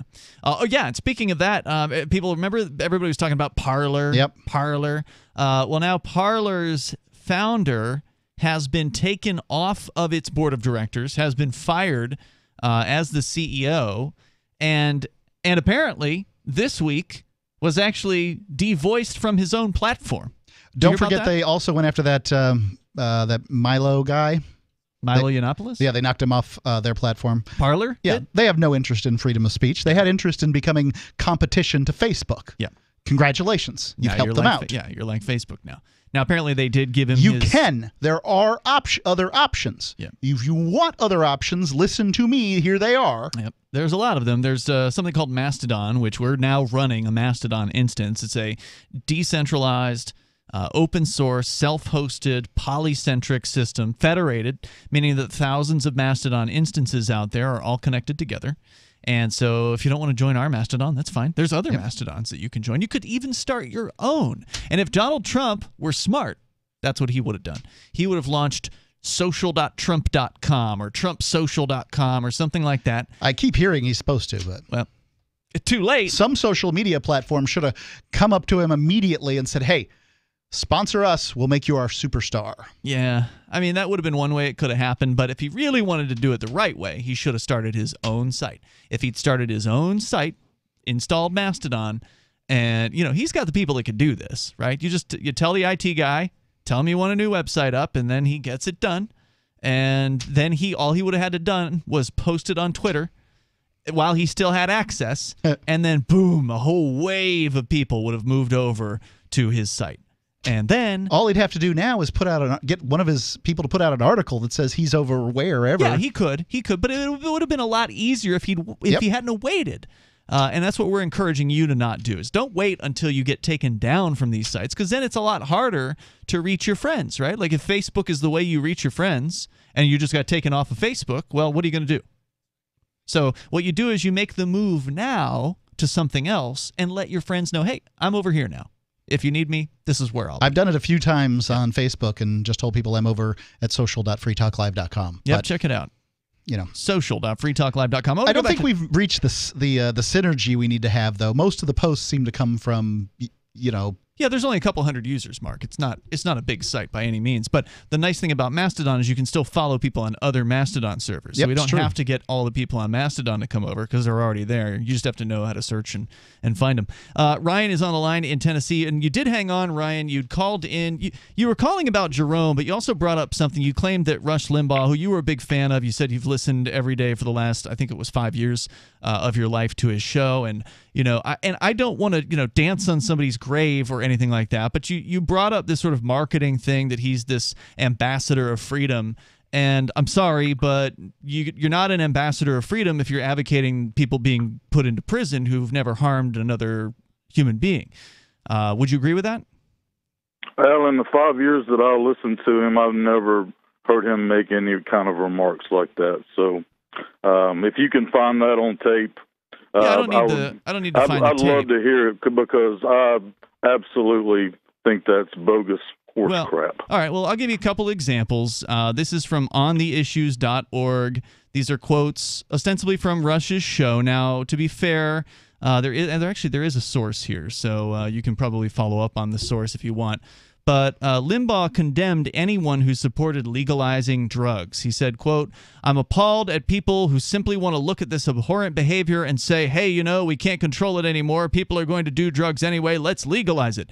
It's a dumb idea," he said. "It's a rotten idea, and those who are for it are purely 100% selfish." Further, Limbaugh repeated his tough law enforcement view of the war on drugs in the 90s. 1995, he said, quote, "We have laws against selling drugs, pushing drugs, using drugs, importing drugs, and the laws are good because we know what happens to people in societies and neighborhoods which become consumed by them. And so if people are violating the law by doing drugs, they ought to be convicted and they ought to be sent up." And then what happened to Rush Limbaugh?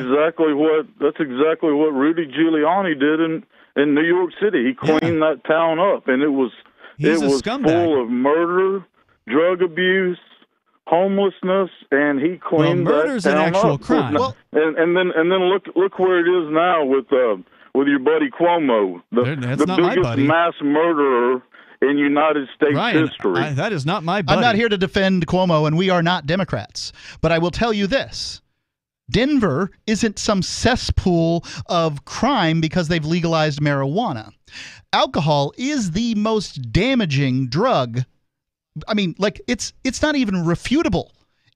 Heroin pales in comparison from the societal damage. I agree with you. I am a reforming alcoholic. I do not argue with you. But I do want to say something in response to Ed, who called in earlier. Go ahead. Praising AOC. AOC is on record making anti-Semitic remarks, and she's on record saying that she is a socialist. She is all for socialism.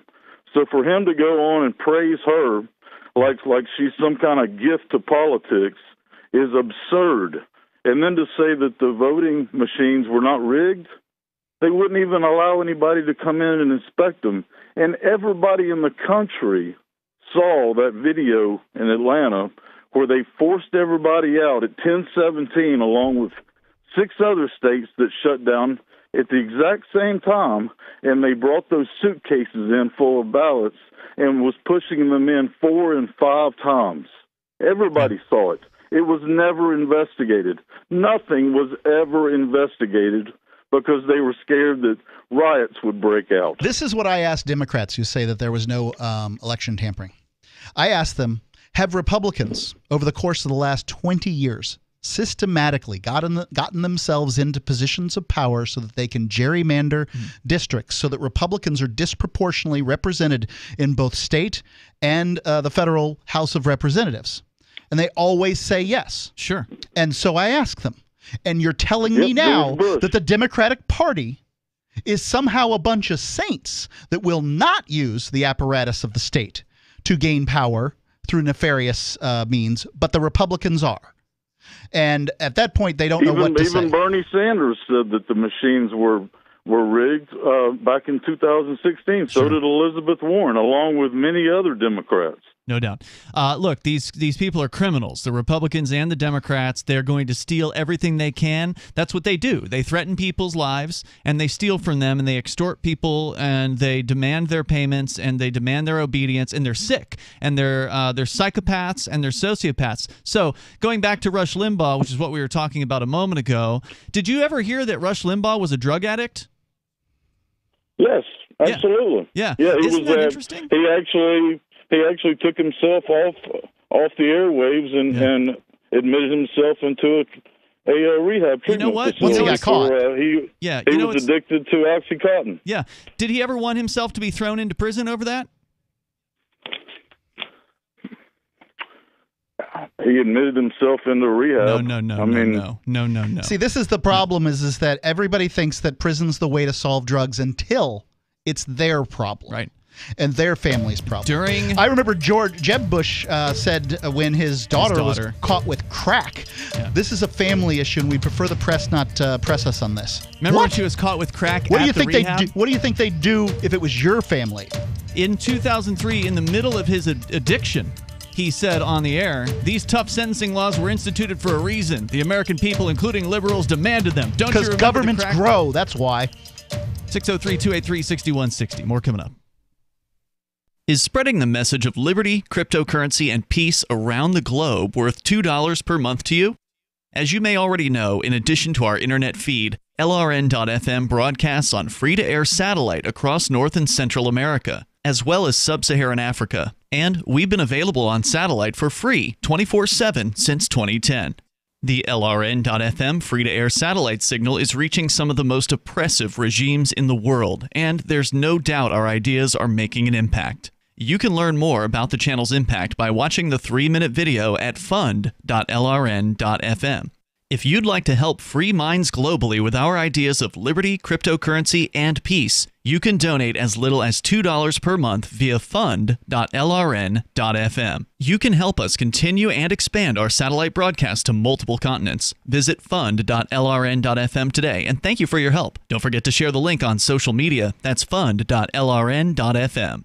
Looking for a great real estate investment? Consider New Hampshire, which is ground zero for the Liberty Movement. Your first call should be to Mark Worden from Porcupine Real Estate. He's more than just a real estate agent. He's your New Hampshire concierge. Where are the best places to live? Do you want farm, city, the burbs, or forest? Do you want a duplex or multifamily building so that renters pay your mortgage? There are homes in all price ranges in New Hampshire, and Mark can help with financing too. Invest in liberty and property. Mark Worden can help. PorcupineRealEstate.com. Tired of cancel culture? Sick of mega tech corporations holding an axe over your head? Join the LRN.FM Matrix chat server. It's self-hosted, so no one else can tell us what to do or say. Don't like the existing channels? You can make your own. You can even connect into some of our channels from other Matrix servers. It's federated. For the full LRN.FM Matrix experience, though, you should join our server via the step-by-step instructions at chat.lrn.fm. chat.lrn.fm. Hi, I'm Derek J.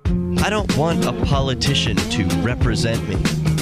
To me, government is the idea that one group of people can coerce everyone to comply with an edict or face increasing punishments up to and including death. Despite perhaps the most noble of intentions, the best government services are a far cry from what could be provided for by voluntary interactions. Besides, the people who call themselves the government wage wars and put peaceful people in jail for crimes involving no victims. If Starbucks used some of its money to drop bombs, I wouldn't shop there. So why would I support the American empire? The empire does not require my consent. Derek J's Victimless Crime Spree. Watch it for free and order the Director's Cut DVD at victimlesscrimespree.com. That's victimlesscrimespree.com. Some of you asked, and now we've delivered. LRN.FM's live Keene, New Hampshire studio shows are now streamed in HD on Twitch. Visit our channel at twitch.lrn.fm and give it a follow. If you have Amazon Prime, you get one free subscription on Twitch. If you use it on our channel, Twitch will give LRN.FM a monthly piece of your Prime subscription cost. So please watch, follow, share, and subscribe to twitch.lrn.fm. That's twitch.lrn.fm. Are you tired of governments murdering people around the world? Stop using their money. There is an alternative. Bitcoin is a stateless, free market, non-political currency. Bitcoin cannot be inflated or controlled by any government. By using their money, you are helping the state. Stop doing it. You have an incredible alternative available now. Learn it, use it, spread it. Get started with Bitcoin at bitcoin.com. That's bitcoin.com.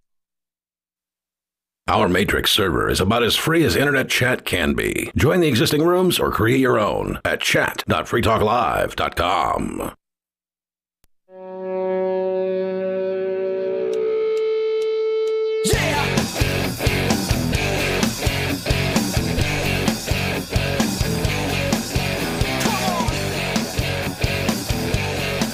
It's Free Talk Live, joining you in the studio tonight for this live Saturday episode. It's Ian and Mark.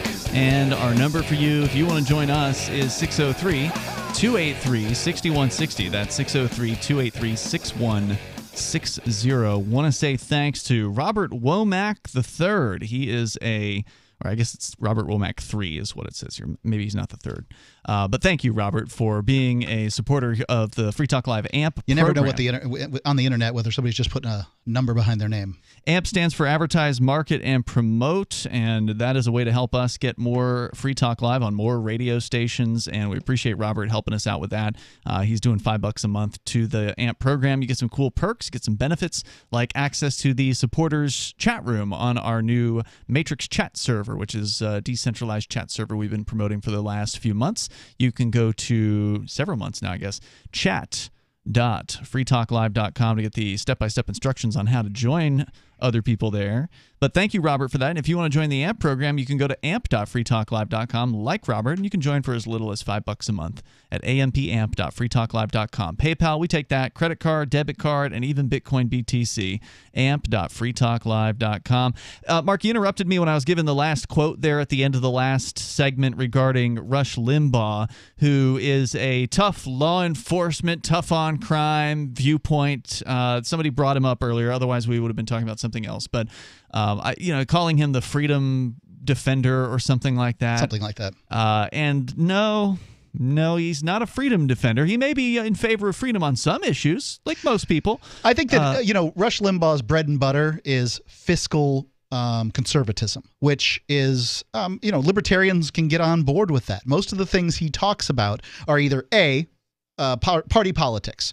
Republicans are better than Democrats. Yeah, but he's also a social conservative, because if he were a fiscal conservative, he would look at the tremendous waste of the war on drugs, and he would be upset by the fact that the federal government spent trillions of dollars or however many billions or hundreds of billions or whatever it is on the war, this insane war against our family members, and instead they could have actually been doing something productive. Well, of course, they're government, so they never would, but they could have not taken that money in the first place, and then the average people could have done something productive with it who earned it. But instead, they put thousands upon millions of our friends and family members behind bars who've never actually harmed another human being, except for Rush Limbaugh, who he himself had a drug problem. And the quote I was trying to read here was apparently in 2003, in the middle of Limbaugh's deep addiction of, was it oxycodones, I believe? Yeah. Hydrocodone. Bad stuff. Opiates, basically heroin.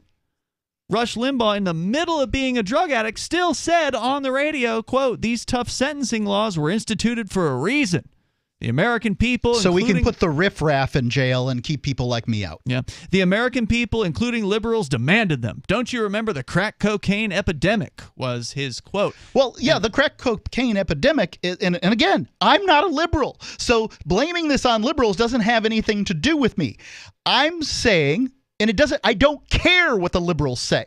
The liberals are just a bunch of people who are absolutely fiscally illiterate. I don't care about them. A lot of them are drug warriors too, like Joe Biden. So that's just ad hom attacks. I don't care about that stuff. And if anybody wants to look at the drug war and look at it in a fair way, the best I can tell is that free people should be able to do with their bodies as they please. Right. So long as they don't harm anyone else. That's defending freedom right there. That's the freedom statement. Right. And you would think Rush Limbaugh would have given it some thought when he himself was outed for being a drug addict. You'd think that if he had any intellectual honesty, he would have come to the microphone and apologized for what he'd said all those years about people who are drug addicts, because he himself was actually a drug addict. And then he should apologize for advocating that all those people get thrown into a prison cell when he himself would certainly not have wanted that outcome for himself. And so, sorry, don't buy the claim that he was some sort of principled advocate for freedom. That's just marketing. Just like the idea that he's, he was better an advocate than God for or whatever. Republicans. With one hand tied behind his back, he's going to take on God, et cetera, whatever it was that he said. No, that wasn't it. Yeah, so let's go on here. We got Stephen on the line here in New Hampshire. Stephen, you're on Free Talk Live. Boy, isn't it annoying to hear about these people who want to control your freedoms and restrict you? Indeed. Well, this year, as every year, but this year in particular, there's an amazing festival, June 28th through July 4th, where there will be lots of people like you who don't want to restrict freedoms and want to allow everyone to live the lives that they want without restriction. And that's forkfest.com.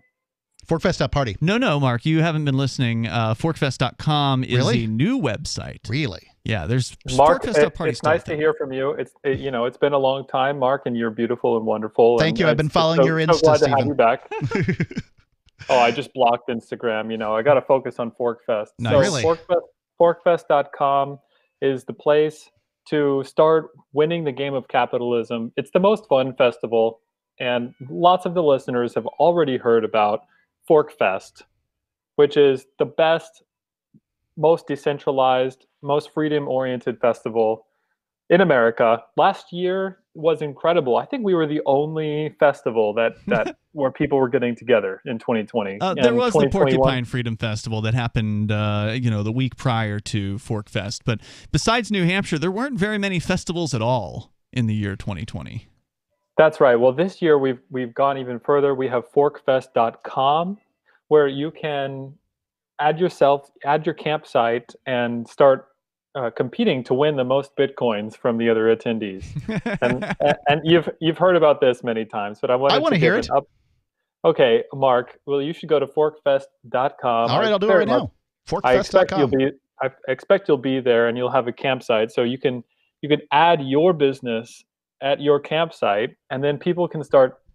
It's the easiest way to get paid and earn money, earn bitcoins. In fact.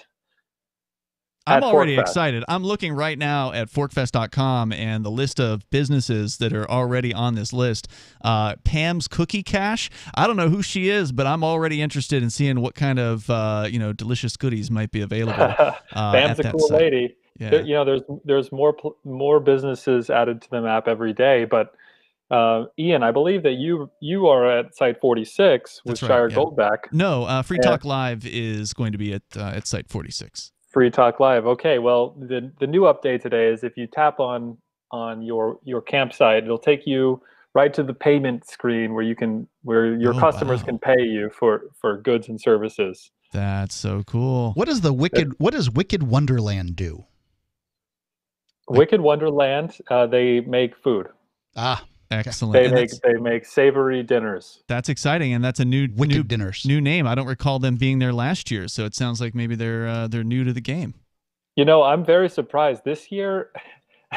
Like, to my dismay, all of the campsites I wanted to book up were already booked by people. Yep. That's why we're at 46 instead of 45. We're not at the top of the hill next year. There seems to be a high demand. This year. There seems to be a high demand on these campsites already, and we're still, 4 months out? Yeah, it's remarkable. Something has changed. I think people are very much craving to get together with other freedom-oriented libertarians. They definitely are, Stephen. And we've seen people coming here, for instance, to visit New Hampshire more in the last 6 to 8 months than I've seen in the last 6 to 8 years. I mean, there's been a tremendous level of interest of people who are sick and tired of government goons telling them how to live, telling them what to wear, and telling them how, far away to stand from their loved ones. I mean, it's absolutely ridiculous what has been happening over the last year. And the people that actually care about freedom, I think a lot of them are finally realizing they better start to get serious about migrating to New Hampshire if they want to be around other people who actually care about freedom. Well, how about going to Saipan where they can be free? Well, that's a whole other story, Mark, and that is a whole other story. And it's kind of exciting, Mark, the Saipan concept. But people who are here in North America, especially people on the East Coast, all like 50 if you're in the Northeast, especially if you're in the Northeast and you want to run for office as a liberty-minded candidate, there's no better choice than New Hampshire. Well, it's not about just running for office. I mean, that's what some people do, but it's about the community of being together with like-minded individuals, and there is no larger community. I mean, Saipan is great, but they just got started a year and a half ago, so I mean, they got a ways to go before they're going to catch up to the New Hampshire migration. Stephen, thanks for sharing an update there. It's very exciting what's coming together over at forkfest.com. And of course, I've actually linked to it over at forkfest.party as well. So it's now up there at the top of the page. You can click on map and it'll take you right on over to forkfest.com. We got a Forkfest forum. There's a Forkfest Telegram chat room. The event is June 28th through July 4th. It is a decentralized libertarian camping festival, and you can learn more at forkfest.party and forkfest.com. Thank you, Stephen. Appreciate your call here tonight. We got hour number 3 on the way. Plenty of time for you if you want to join us. The phones are open, 603-283-6160, whether it's immigration or whatever's on your mind. We'll tell you about some crazy stuff from Canada coming up. Look, I'm sorry, but you're in for a world of pain if you use Koinomi. The reason is their wallet doesn't support payments. The solution is simple. Let them hear your voice. Message Koinomi on Twitter, it takes 5 seconds, and tell them AnyPay sent you, because they're on the fence right now, and your voice will prove that people care about using Bitcoin for payments. Go tweet at Koinomi now. Or even better, leave a review in the App Store. They really pay attention there. Thanks. So you've heard all 3 hours of the latest episode of Free Talk Live, and you're still hungry for liberty-oriented audio content? Did you know that we have another 24/7 audio stream at LRN.FM? The Liberty Radio Network airs the latest episodes of some of the best liberty-oriented podcasts on the internet around the clock. In addition to recorded content, you'll also hear live shows like Free Talk Live, originating from our Keene, New Hampshire studio. So listen anytime at LRN.FM. That's LRN.FM. So you've signed the Shire Society Declaration and are planning your move to New Hampshire to be around more liberty-oriented people. Next, sign up for the Shire Society Forum at forum.shiresociety.com. There are a bunch of people there who are already in the Shire, and they want to meet you. If you're already in the Shire physically, you should also come by the forums. Remember, not everyone uses Facebook. New people are signing up for the Shire Society Forum every month, so drop in and say hello at forum.shiresociety.com. If you want to know the latest about Free Talk Live before we go on the air, all you need to decide is how you want it delivered. It's your choice. Visit news.freetalklive.com to receive our usually weekly news updates by email. Plus, we have a Twitter account at twitter.freetalklive.com, and you can follow us on the decentralized Mastodon platform at toot.freetalklive.com. So please follow us at toot.freetalklive.com and sign up for our emails at news.freetalklive.com. You're listening to the live edition of Free Talk Live. Hour number 3 is next after the news here on the Liberty Radio Network at LRN.FM. A deadly gunfight breaks out in a Louisiana gun store. I'm Joe Chiro, Fox News. Authorities in Louisiana say a suspect fatally shot 2 people at a gun store in a New Orleans suburb. The shooter was also killed when employees and or customers engaged the suspect both inside and outside the Jefferson Gun Outlet in the town of Metairie.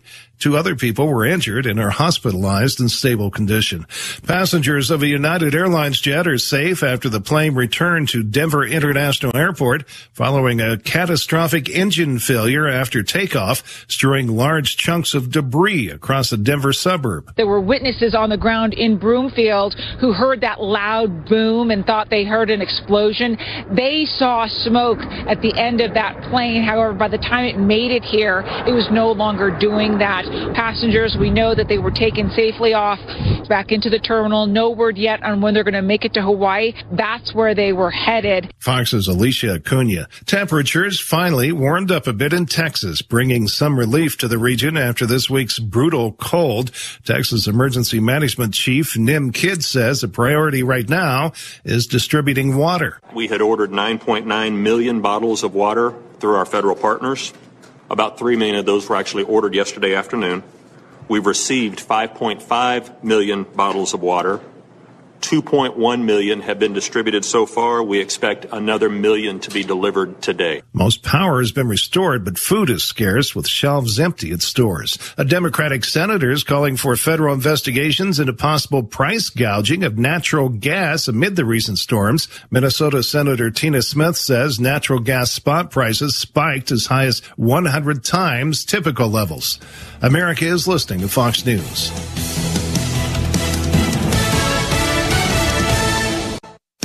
I don't know who needs to hear this, but here you go. You deserve to feel better than you do today. And you can with Headspace. They make meditation simple. Headspace is the one of the only meditation apps advancing the field of mindfulness and meditation through clinically validated research and can reduce stress, improve sleep, boost focus, and increase your overall sense of well-being. Go to headspace.com/Fox for a free 1-month trial. This is the best deal offered right now. Headspace.com/Fox.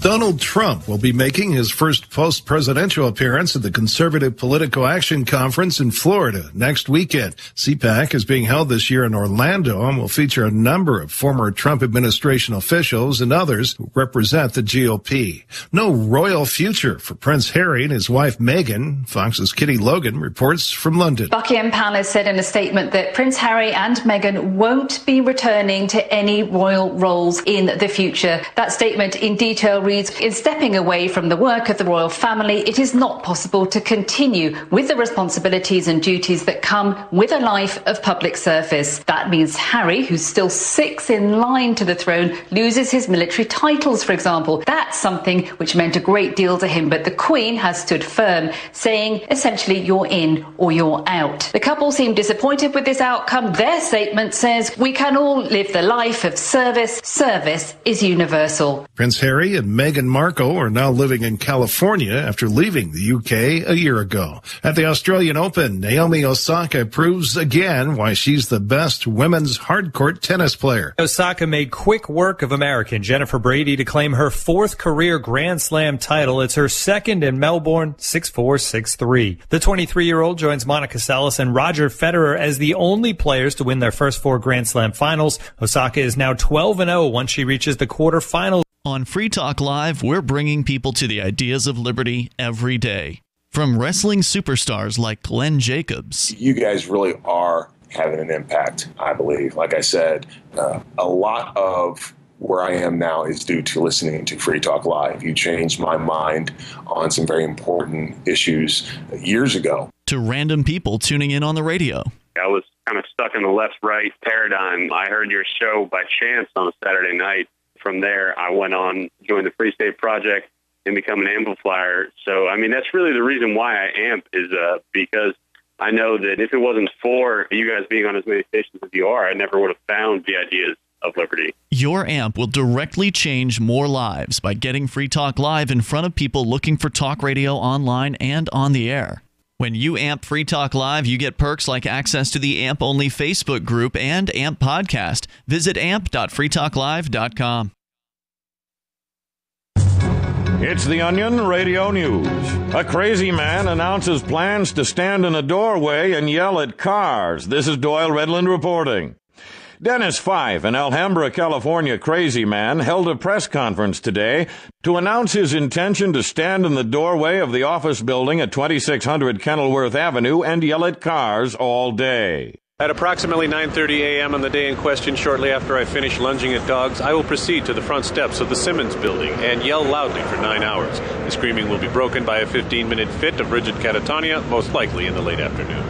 Among the topics Fife plans to address during his 9-hour rant, the ace of diamonds, bookshelves, the man trying to kill him, plastic bags in trees, Trapper John M.D., and papers everywhere. Doyle Redland for the Onion Radio News, online at theonion.com. This is the Onion News Network.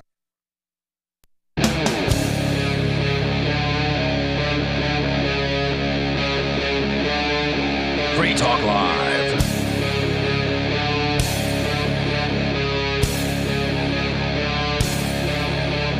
It's Free Talk Live. We're kicking off the 3rd hour here of this live Saturday episode. The phones are open. The number is 603-283-6160. That's 603-283-6160. Here tonight, it's Ian and Mark. We're going to go back to your phone calls and thoughts. Then coming up, the latest insanity that has been generated by the madness surrounding coronavirus and all the insane restrictions. Now an 80-year-old has been kicked out of a hospital for holding her husband's hand. Oh, yeah. Yeah, we'll tell you about that. That's coming up. A friend in my neighborhood, she never got to see her husband pass. And, wow. Like the hospital just took him and goodbye. That's it. 603-283-6160. Well, she could have gotten him infected and he would have died. Oh, wait. He died. Right. So we go to your calls. It wasn't even COVID. Yeah. We go to your calls and thoughts here. El Canejo is on the line in Arizona to start things out here. Go ahead. Hi there. The reason I'm calling in tonight is because I just wanted to offer some constructive criticism for libertarians.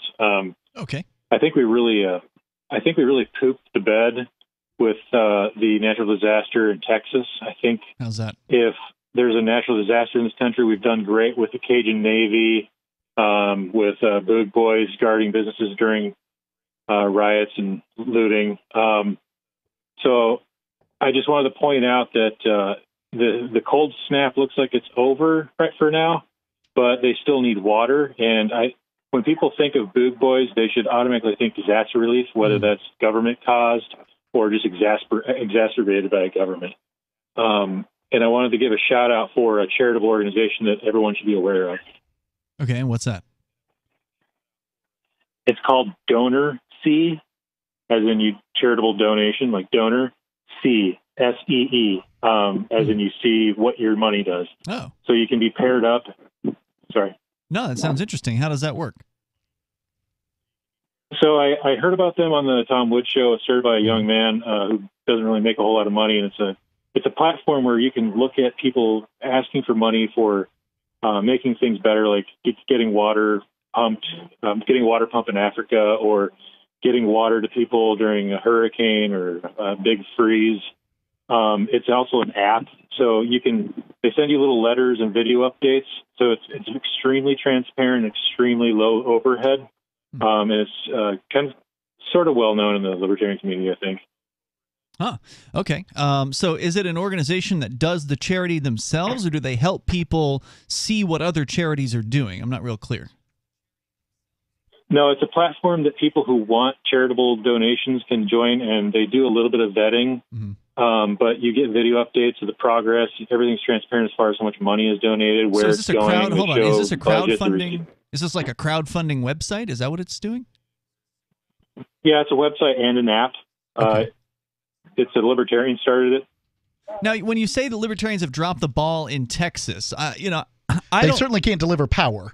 I don't live down in Texas, so they can deliver water. So I don't know what the stories are on the ground. Like I haven't heard anything. Like when Hurricane Katrina happened in 2005, we reported on that here, and there was all kinds of government disasters where they made matters worse by restricting individuals from coming in, like doctors who wanted to help out. They were told they couldn't help until they went to FEMA and jumped through all kinds of hoops, and they weren't allowed to just come and help. There was corporations like Walmart that tried to send trucks full of water and ice in. They were turned around by the federal government, refused to allow access. So, I mean, it would, I don't know what happened in Texas, and if people are down there and they can weigh in on this, please do 603-283-6160. But it always seems like it's actually government that makes matters worse when it comes to these disasters. Can I make one more suggestion? I'm just saying, why should libertarians get the blame for what's going on in Texas, for not doing a good enough job? Well, we just weren't raising awareness of what was happening and how bad it really was, and we were kind of just sleepwalking through it almost. But what if we keep doing that, and the people keep relying on the state to do whatever the state does? I mean, isn't the definition of insanity doing the same thing over and over again and expecting different results? Shouldn't the people in Texas actually have to deal with their own power crisis right now? I mean, that's the only way that I learned as a kid. This is a 100-year storm. Look, your grid needs to be prepared for the 100-year storm.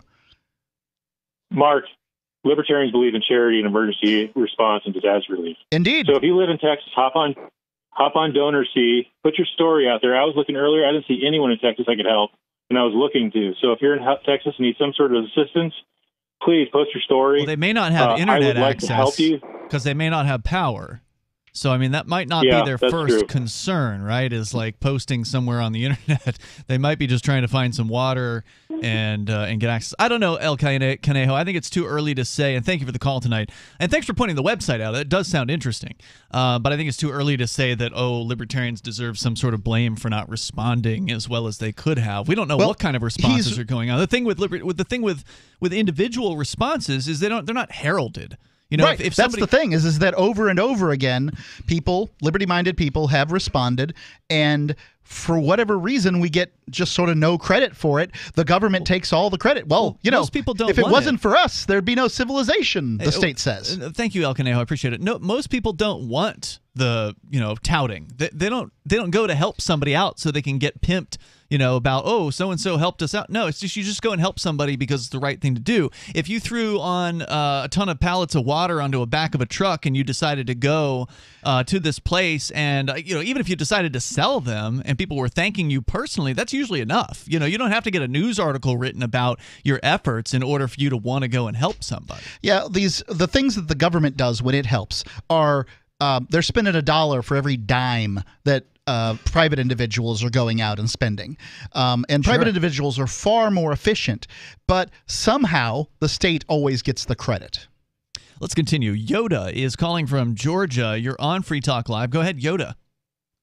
Yes, I just want to say that I agree with everything you said about Rush Limbaugh. That he's a hypocrite? Used to listen to his show on a regular basis, and I must say that Rush Limbaugh, in my opinion, has American blood on his hands.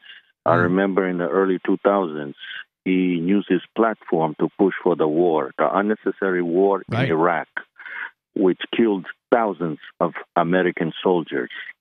Okay, and then he claimed that coronavirus was nothing more than a flu, killing more Americans because a lot of people listens to his show and takes his word seriously. Well, I mean, the coronavirus isn't really a big deal. I mean, I'll give him that one. But you're absolutely right when it comes to Rush being a warmonger. I mean, I called him out for being a drug warrior, but he was also a war warrior as well. He absolutely supported the state invading various different countries and dropping bombs and murdering innocent people. And he said the bureaucrats were inefficient and leeching off of people until those bureaucrats carry guns or hoses. Right, then he's a fan. Right. So, yeah, you're absolutely right about that. And as far as your comments on legalization of drugs, let me tell you a story. I was in Portugal, a country called Portugal in Europe 2 years ago, and they have legalized all the drugs in that country, and consumption actually went down. That's right. Which surprised me. I mean, it was very surprising to me that consumption actually went down. Not only that, but also addiction rates are down. Addicts are more likely to go and get help. Just to clarify, though, what you said, Yoda, I don't believe they've actually legalized drugs in Portugal. It's been a widespread decriminalization effort, and that has been now in place for approximately the last 20 years. They are concentrating on treatment. Treatment more than anything. They have taken their money and they've opened needle exchanges and drug treatment facilities. They're not locking people up like they are doing here. Yep, and it's been a tremendous success, and it's going to be really interesting here in the United States because in November of last year, the people of Oregon voted about 60% in favor of a very similar package, and thank you, Yoda, for the call tonight, as Portugal. So they actually have drug decriminalization. It just went into effect like 20 days ago. Yeah, the drug war is really just a make-work program for prison guards. It's more Republican welfare. 603-283-6160. Well, don't forget, Mark, a lot of Democrats have been drug warriors over time. Joe Biden was one of the key drug warriors in the 1990s, and he hasn't stopped today. He's still a drug warrior. There's more coming up here. This is Free Talk Live. What if the United States and the Soviet Union had fallen land, sea, air, and the astral plane, struggled for dominion across parallel dimensions or on the surface of the moon? What wonders would have been unveiled? What terrors would have haunted mankind from those dark and dismal dimensions? Come closer, peer through a glass darkly, and discover the horrifying alternative visions of World War III from some of today's greatest minds in science fiction, fantasy, and horror. Weird World War III. Available now from Baen Books at baenbooks.com. Are you tired of governments murdering people around the world? Stop using their money. There is an alternative. Bitcoin is a stateless, free market, non-political currency. Bitcoin cannot be inflated or controlled by any government. By using their money, you're helping the state. Stop doing it. You have an incredible alternative available now. Learn it, use it, spread it. Get started with Bitcoin at bitcoin.com. That's bitcoin.com. Divvy's been a pretty good investment for Free Talk Live. Their ad campaign started in September 2019, and from mid-March to mid-July, the values soared by 10 times. It's not too late. Divvy's new wallet hasn't even released yet, and other things are happening that I can't even say on the radio. If you want to invest and potentially do well, go to DivvyProject.org. I can tell you that FTL is deepening its partnership with the guys from DivvyProject.org. Past performance is not an indication of future profit. DivvyProject.org. DIVI Project.org. Want to accept Bitcoin at your online store? There's a good chance you already have what you need: a WordPress using WooCommerce and a Bitcoin address. Now all you need to start taking Bitcoin payments on your website is the AnyPay app on your Android or iPhone. Just paste your Bitcoin address into AnyPay, then connect it to your website with our one-click plugin for WordPress. Now your website takes Bitcoin, start to finish in 15 minutes or less with no complicated steps. Download AnyPay from the App Store today. I'm grateful to have heard from some of our satellite listeners recently. I appreciate knowing that people are out there who like what we do and are willing to support it financially. LRN.FM's free-to-air satellite feeds blanket most of 2 continents. It was my goal to put our channel there so people without internet could receive our programs and feed pirate radio stations. We started a fundraiser on Patreon a few years ago to back the satellite channels. I recently announced that I was considering canceling the feeds, and donations increased from 15 to 20% of our costs, which are around $1,000 per month. That's a good start, and to incentivize more contributions, the Shire Free Church will be matching every dollar. Can we reach $500 per month? With your help, we can. You can join our satellite fundraiser for just $2 a month at fund.lrn.fm. If we raise enough to keep both of the channels on the air, awesome. If we raise more, I'll add more channels. If not, we can shut them down and go internet only. It's up to you. Thank you for your support. fund.lrn.fm. The LRN.FM social media channels have been revamped. We've eliminated Facebook and focused on other platforms like Twitter and Mastodon, the decentralized alternative to Twitter. On our accounts, you'll find posts from multiple LRN.FM show hosts together in one place. Follow us on Twitter at twitter.lrn.fm, or better yet, move to the decentralized Mastodon social media platform at toot.lrn.fm, toot.lrn.fm. I think you'll like it. The new 4th edition of Healing Our World, The Compassion of Libertarianism, will take your understanding of liberty to a deeper level and has over 1,300 updated references, new cartoons, and a foreword by Dr. Ron Paul. With discounts for multiple book purchases, the 4th edition of Healing Our World is a great gift for the liberals, pragmatists, environmentalists, and Christians in your life who think libertarianism is cold-hearted. Get yours today at healing.freetalklive.com and use promo code FTL for a $5 discount. You can stick it to the man and big tech. Join our FTL social mastodon at social.freetalklive.com.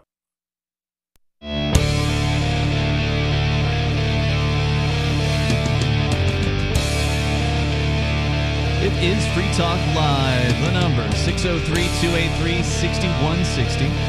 That's 603-283-6160. You can bring up anything that you want here. With you in the studio tonight, it's Ian. And Mark. For a long time, libertarians have been wanting what they finally have in Liberty.menu. It is a libertarian business directory, but also it's more than that. You can also list your event that you might be organizing or promoting. You can list any digital content that you're the creator of, and, of course, your businesses that you're involved in. If you want other freedom lovers to know and possibly be your customers, then you got to be listed on Liberty.menu.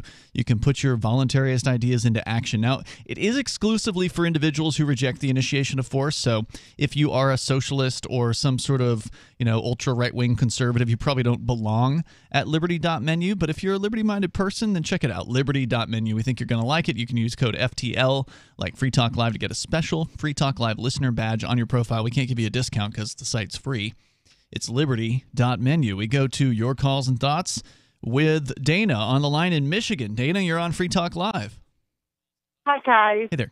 I just wanted to say welcome back. I'm so glad you're back. I also wanted to say that you may not realize it, but you are the Rush Limbaugh of libertarian radio. Are you talking about Mark Edge? Are you saying, Mark, welcome back, Mark, you're Rush Limbaugh? Is that what you meant to say? Why? Because I disagree with you most of the time. I just Ian, wanted to be is that clear. why you said that? You said welcome you disagree back. with him. Andy's a jerk. No. I haven't gone anywhere. No. So it couldn't have been me Truth that you were is- talking to. No, but you haven't been on Saturday and Sunday nights. I have. Ian. I have. Not Sundays. I haven't Not heard Sundays. you in weeks. In fact, I got to be honest. I check in every Saturday and Sunday.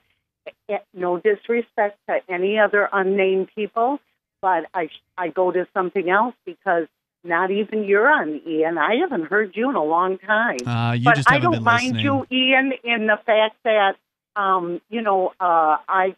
we can disagree, and I don't have a problem with that. But I want you guys to realize something.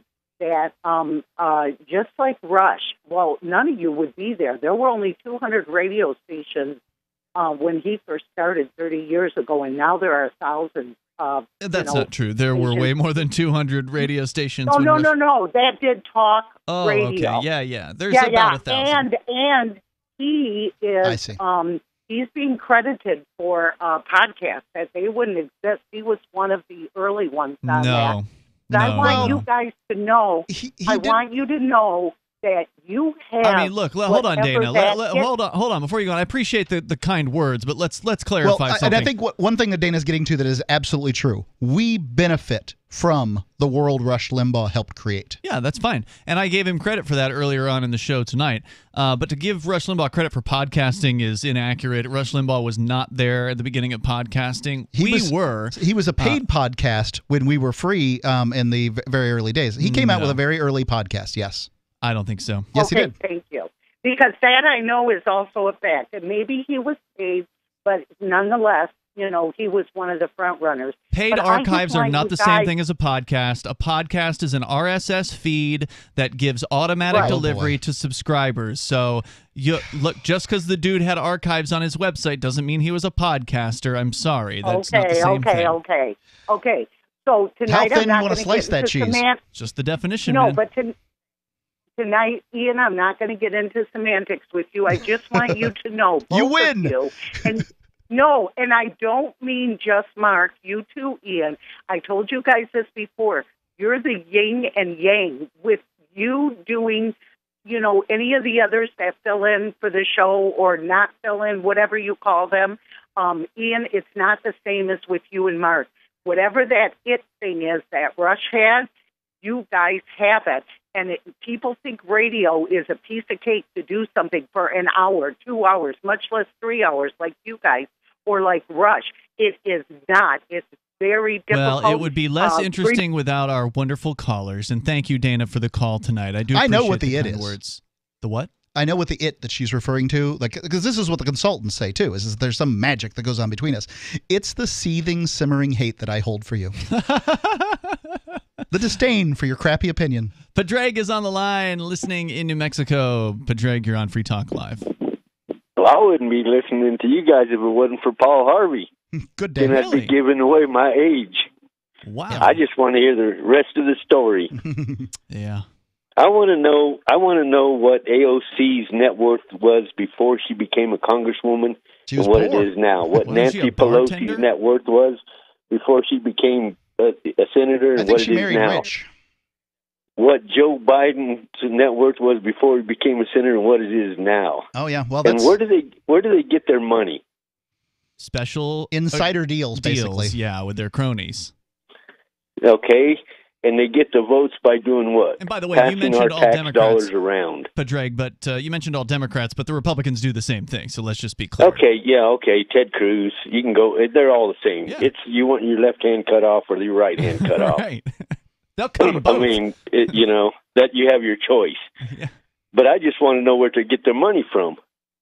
Oh, well, it's the old story. I mean, they get it from people who, are gullible enough to believe that governments, that as it functions today is a good idea. We can't live without this. They get a fraction of their money from the people that are gullible. The people they really get money from are the corporations who know exactly what they're doing. Who want to bilk the gullible people. Okay, but they're getting money from he was talking about how do the politicians get money. Yep. They get donations and they get straight up handouts from corporations who want to use them to pass whatever laws are going to benefit those corporations, and it's the same old story as it's been from time immemorial. I mean, even before there were corporations, there are still special interests. It's government of the lobbyists by the corporations for the politicians. Right, and it's never going to change until Washington, D.C. is done away with, and then the same crap's going to happen at your state government, and still does. It does happen at your state government. It's just, at least then, you know where those guys live. I just want to know how to stop it. How do we stop that flow of money to them? Because that's what it's all about. I got some suggestions. Money and power. Okay, so if you want to stop the flow of money to the politicians, one thing you can't do is you can't stop them from printing money out. And they're going to keep that printing press rolling as hard and as fast as they can. The money printer is going to go brrr constantly here in 2021 and beyond, and that's their plan. So here's what you do to stop that. You can only stop it yourself. You can't stop these people from making their deals and scratching their backs and rolling their logs or whatever it is they're doing in D.C. or your state capital. You can't stop that. Forking out the pork. That'll never stop. It doesn't matter who you vote for. Okay, but what you can do is you can vote with your money by purchasing things that are not dollars with your dollars that could hold their value, like precious metals or cryptocurrency. And these are things, precious metals, of course, have thousands of years of being, used as money and valuable, and they've done a really good job over time at sort of holding up against inflation, keeping you up against the government's inflation. So that's an old solution. Of course, cryptocurrencies like Bitcoin are a newer technology. Some people are a little concerned with them, but over time, they've been doing very well over the last decade. So you take your money that you've earned and put it into things that the government can't take from you. They took gold. Well, that's true. You can always bury the gold if you wanted to, but I think our kids are going to be leaving this country for better places to go. Well, that's the other thing, is voting with your feet, and we can talk about that coming up here. Padraig, thanks for the call. There's more coming up. You can join us on Free Talk Live. The Free State Project has reached its goal of 20,000 liberty lovers who've pledged to move to New Hampshire and get active to achieve liberty in our lifetime. Perhaps you're trying to figure out what part of New Hampshire should be your destination. If so, consider Keene. You'll find more than 150 reasons to move to Keene at move.freekeene.com. Keene is famous for its historic, publicity-generating activism, as well as being the liberty media capital of the world. It's home to freekeene.com, New Hampshire's destination for liberty activism, news, and opinion. For years, we've been compiling over 150 reasons to move to Keene at move.freekeene.com, where you'll learn about some of what's happening here and what makes Keene a great place to live. If you love liberty, you'll probably enjoy anywhere you end up in the Shire. But do your due diligence first. Please visit move.freekeene.com for the full list of over 150 reasons to move to Keene. That's move.freekeene.com. This is Michael Dean from the Freedom Fiends. I've run websites since 1996 and have used over a dozen web hosts in that time. AgristHosting.com is the only one that hasn't broken my heart. Agrist Hosting's uptime and service is stellar, and their DDoS mitigation is the best I've seen. That's important because if you tell the truth in this world, you'll ruffle feathers. And some people will try dirty tricks to silence your voice. No matter what the haters hit us with, Agrist Hosting keeps our websites online. If you have a mission-critical commercial presence or a world-changing activism site, you cannot tolerate any skullduggery. So go with agristhosting.com. Have a WordPress or blog site, but you're not satisfied with performance or uptime? Or just want raw hosting? Want to pay with Bitcoin? Agrist Hosting specializes in high-performance hosting with personalized service. Go to agristhosting.com and click on the button that says Get Hosted. That's agristhosting.com.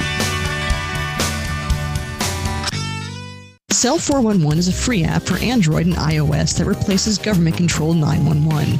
Cell 411 allows you to preset a group of friends or private organizations to show up at any emergency. Cell 411 is a nightmare for the state because it proves their so-called services aren't needed. Cell 411 has had thousands of installs, and of course it's covered by the BIPCOT no government license. Cell 411 because your friends won't shoot you when you're in trouble. Without the government, who would build the emergency services? You and Cell 411. Get it today at getcell411.com. There are lots of ways to listen to Free Talk Live. Our podcast has been around since podcasts began, and now the FTL feed is loaded with content besides our full show archives. Did you know that we make it easy for you to customize your podcast subscriptions? We have different feeds, one that includes only our full shows, one with just the Daily Digest, and our main feed that includes everything. You decide what you listen to. It's quick and easy to customize your feeds at feeds.freetalklive.com. That's feeds.freetalklive.com. We have some good news. The indictments against Ross Ulbricht in the District of Maryland were dismissed with prejudice, meaning they can never be refiled. This is especially good because those indictments contain the only charge ever made that Ross engaged in murder for hire. This was a serious allegation that Ross Ulbricht denies. It was never prosecuted or ruled on by a jury, but was trumpeted by the federal government and the media as if it were proven fact. The Maryland court held these indictments for almost 5 years, poisoning Ross's case and leaving him under a cloud of unproven allegations.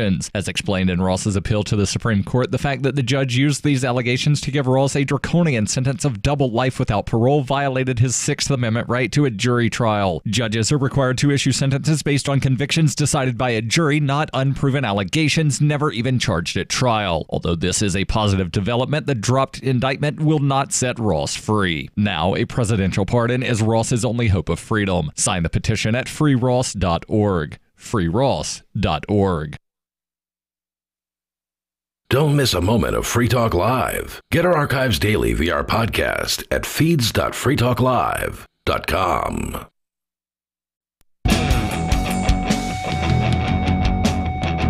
Talk Live. You can bring up what you want here. The number is 603-283-6160. That's 603-283-6160. And you can take control of the airwaves here. With you tonight, it's Ian. And Mark. We're going to continue taking your calls and your thoughts. Also, want to invite you over to the Free Talk Live chat server. We've got a Matrix chat server set up, and that means that it is a decentralized, open source, self-hosted, polycentric, federated. It's a lot of adjectives. Yeah, I was just going to comment on that. But it means that it's not something that the big tech companies can do anything about. They can't stop it. And that really bothers people who are control freaks. But if you like the idea of being able to communicate without somebody else telling you what you can and can't say, then check out our chat room. It's over at, well, there's rooms, multiple rooms. In fact, you can create your own room and administer it, bring your own moderators in if you want to, whatever, on our server. Go to chat.freetalklive.com. You will find people in there pretty much around the clock. So wherever you happen to be in the world, that's chat.freetalklive.com. Get the step-by-step instructions on how to join. We're going to continue with your calls and thoughts. Steve is in Connecticut. You're on Free Talk Live. In fact, Steve, we were just talking about ways you can defund the government and take more control over your life. You're doing that right now. I mentioned voting with your feet. You are migrating up to New Hampshire. You've already bought some property up here. So you're taking action, not just complaining. I am looking forward to being in the Shire tomorrow afternoon for the crypto meetup. Nice. I'll be there. Great show tonight, guys. Thanks. Yeah, moving with your, voting with your feet. The tyranny in Connecticut, it just gets more and more painful every day, and I can see that freedom. I can feel that freedom in the Shire, and and people are moving to Florida. They see the freedom that is available there. And people are moving. Headline, Fox13News.com, Tampa bars penalized for violating COVID-19 safety measures. So they are, cracking down, at least in what looks like Ybor City, perhaps, and Tampa, Florida, demanding that businesses follow whatever stupid rules the government is shoving down their throats. So, Florida is definitely ranked as one of the more free places. There's no doubt New Hampshire and Florida are kind of in a 1 and 2 spot, depending on New Hampshire pales in comparison to Florida's freedom on the COVID freedom charts, though. New Hampshire's middle of the pack, like number 23. Sure, but on the overall freedom charts, New Hampshire What difference does it Florida, make if you can't open up your business right now? You can open up your business in New Hampshire. Yeah, well... In fact, we've got a great business here in New Hampshire, here in Keene, called Pho Keene Great. It's a local pho noodle restaurant, and they are open, and there's no signs on the door, and you don't have to wear a mask, and the owner refuses to wear a mask, and she's a hero. So yeah, that's fine, but when you up here in New England, what we have are New Englanders, and New Englanders are scared to death of this COVID thing. They think they're gonna die. Down in Florida, people, the same sort of people, same ages, same demographics, are running around, going to grocery stores, going to bars, going to restaurants, and somehow in New England, well, I guess it's because they vote Democrat. I thought you said there was a tremendous level of compliance down there, given that there's not even a mandate. You said there were at least half the people wearing masks down in At least Florida. half the people wear masks in grocery stores. Yep. Yeah. But you don't have to. Well, one of our mutual friends, Steve, who comes to Pho Keene, he's down in Florida for 3 months. He goes, I'm just going down there for the winter because it's open. Right. People want freedom, and Florida is free right now. New Hampshire pales in comparison to that, and I'm not going to get caught with a ounce of pot. Look, I got it. Quarter of pot. New Hampshire is the only New England state that hasn't legalized marijuana. Can you open carry in Florida? Who wants to open carry so you can be the first target if somebody starts shooting people? Plenty of people open carry up here. Yeah. You can conceal. Where are all the shootings? You can get a concealed carry permit in Florida. Okay. Yeah, I know what the process is like. See, this is the thing: I don't care about these abstract forms of freedom. Have you ever gotten a concealed carry permit in Florida? I'm a convicted so you felon. don't know anything about it. I can own a black powder pistol Whoopie-doo. in Florida, and I can't in New Hampshire because New Hampshire law says that it's not true. So go to hell, New Hampshire. You're not free. Yeah, but now, you got a lot of libertarians here who are complaining about freedom. No, they're not complaining. Yes, they're taking they are. action. Oh, they're And begging you don't politicians? No, you don't know anything about it, Mark, because you don't spend any time actually paying attention to what goes on here, because you've got it in your head to go over on some island somewhere, and you're going to be free I know what there. a bad plan and is. I hope that it works for you. I really do, and I want to hear if it's a success. But in the meantime, the New Hampshire liberty activists, which are growing in number, more people are migrating here constantly. We've had more visitors coming up here, not just Steve in Connecticut. He's a regular, but it's a good thing because lots of them are leaving too. No, not really. I mean, there's hardly anybody leaving these days. I'd say 80% of them have come to Keene have left. Nah, there have been people who've left over the years, but in recent years we're retaining a lot of people. In fact, more people are coming here than ever before to take a look at New Hampshire. You can be free if you go to Saipan. Go to the U.S. Marianas, and it is a freer place. As soon as you go there, they're going to lock you up for 2 weeks. I don't know what they're doing. That earlier tonight. I don't know if they're still doing that program or not. But if they locked are, up Vin Armani. Somebody for 2 has to weeks. sue them. Yeah.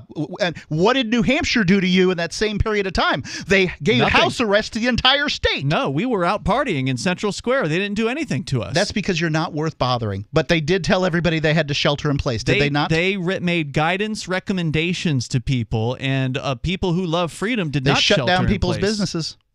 They did, and that's sad. There's no doubt about it, Mark. New Hampshire isn't a free place. The whole point of this is to have a project of people who come here to try to make things more free. Yeah, and that's but what's you're not going happening. to take 1,000, 5,000, or 20,000 people and drop them into a place with 1.4 million people and have any long-term effect. Well, that's where you're wrong. I mean, there have actually been dozens of people who've been elected here in New Hampshire. Getting somebody elected doesn't give me freedom. The Libertarian Party, I know it does.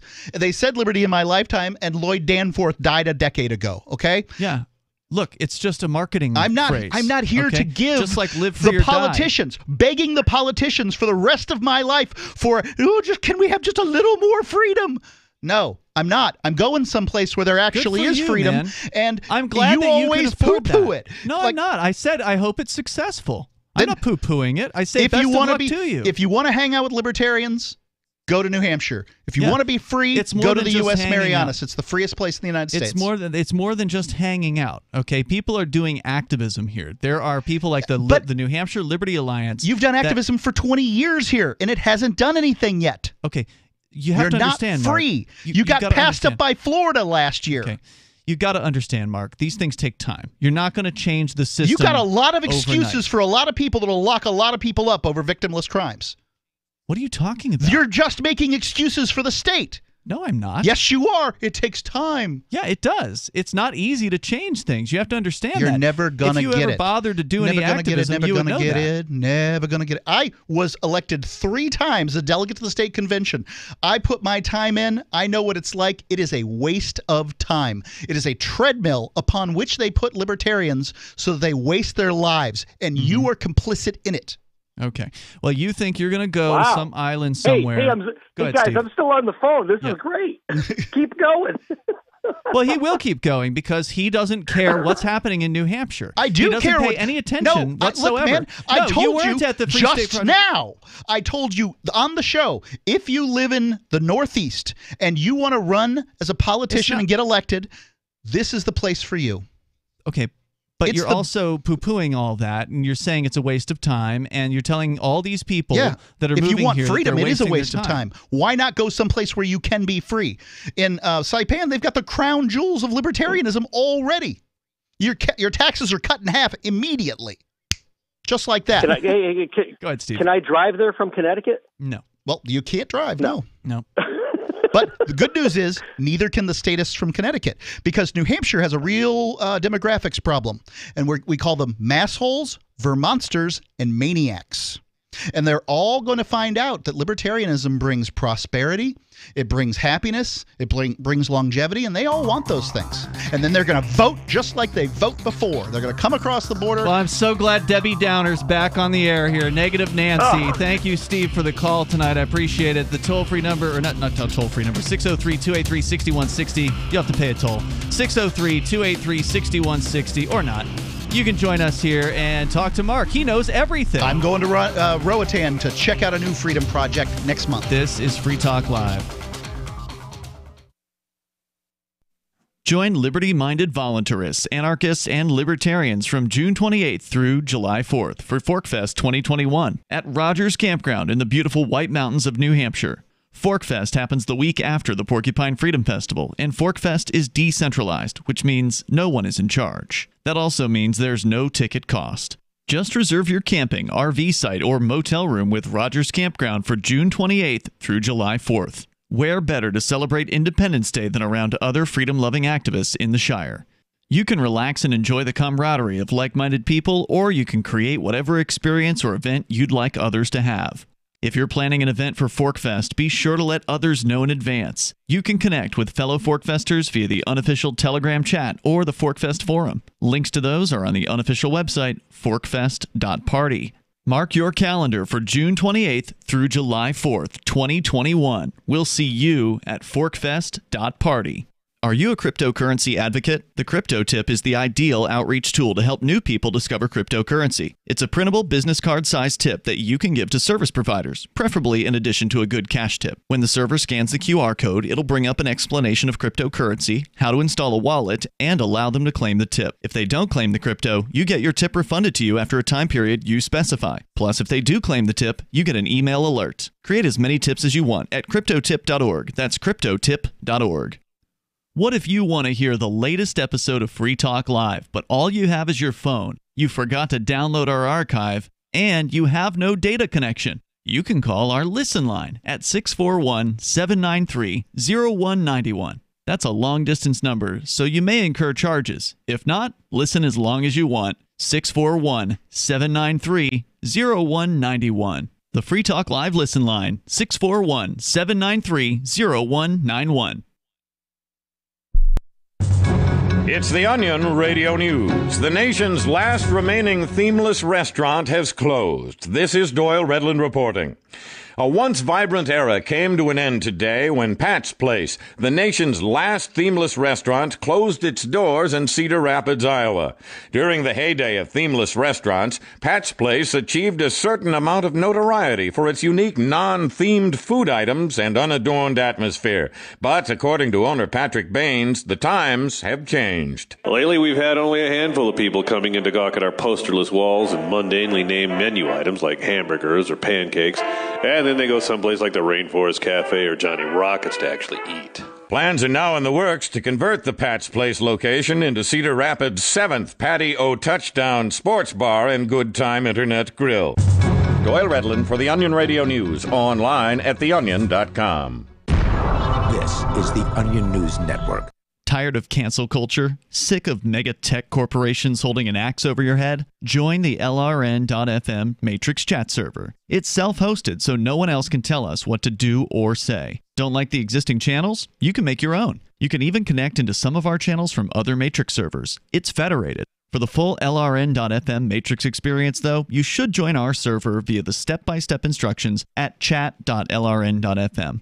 Chat.lrn.fm.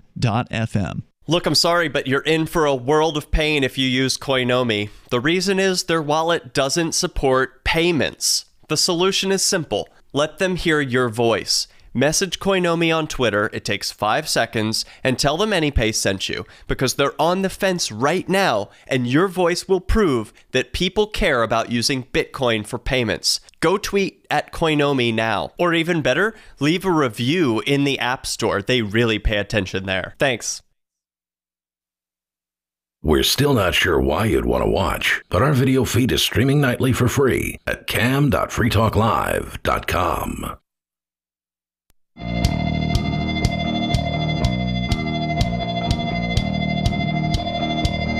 This is Free Talk Live. If you want to join us here, you can. The number is 603-283-6160. Although, if you're calling in this late in the game, it's going to be pretty hard to get you on because we already have full phones. People that want to talk about a variety of different things. It's Ian and Mark in the studio tonight, and you can join us online anytime you want over at freetalklive.com. We're going to continue with your calls and thoughts, and Mark has once again returned to his topic, his favorite topic whenever he comes back from being gone for some number of weeks from New Hampshire, is to attack New Hampshire and attack the liberty activists that move here. I'm not attacking liberty activists. When did I say the liberty activists who moved to New Hampshire are stupid?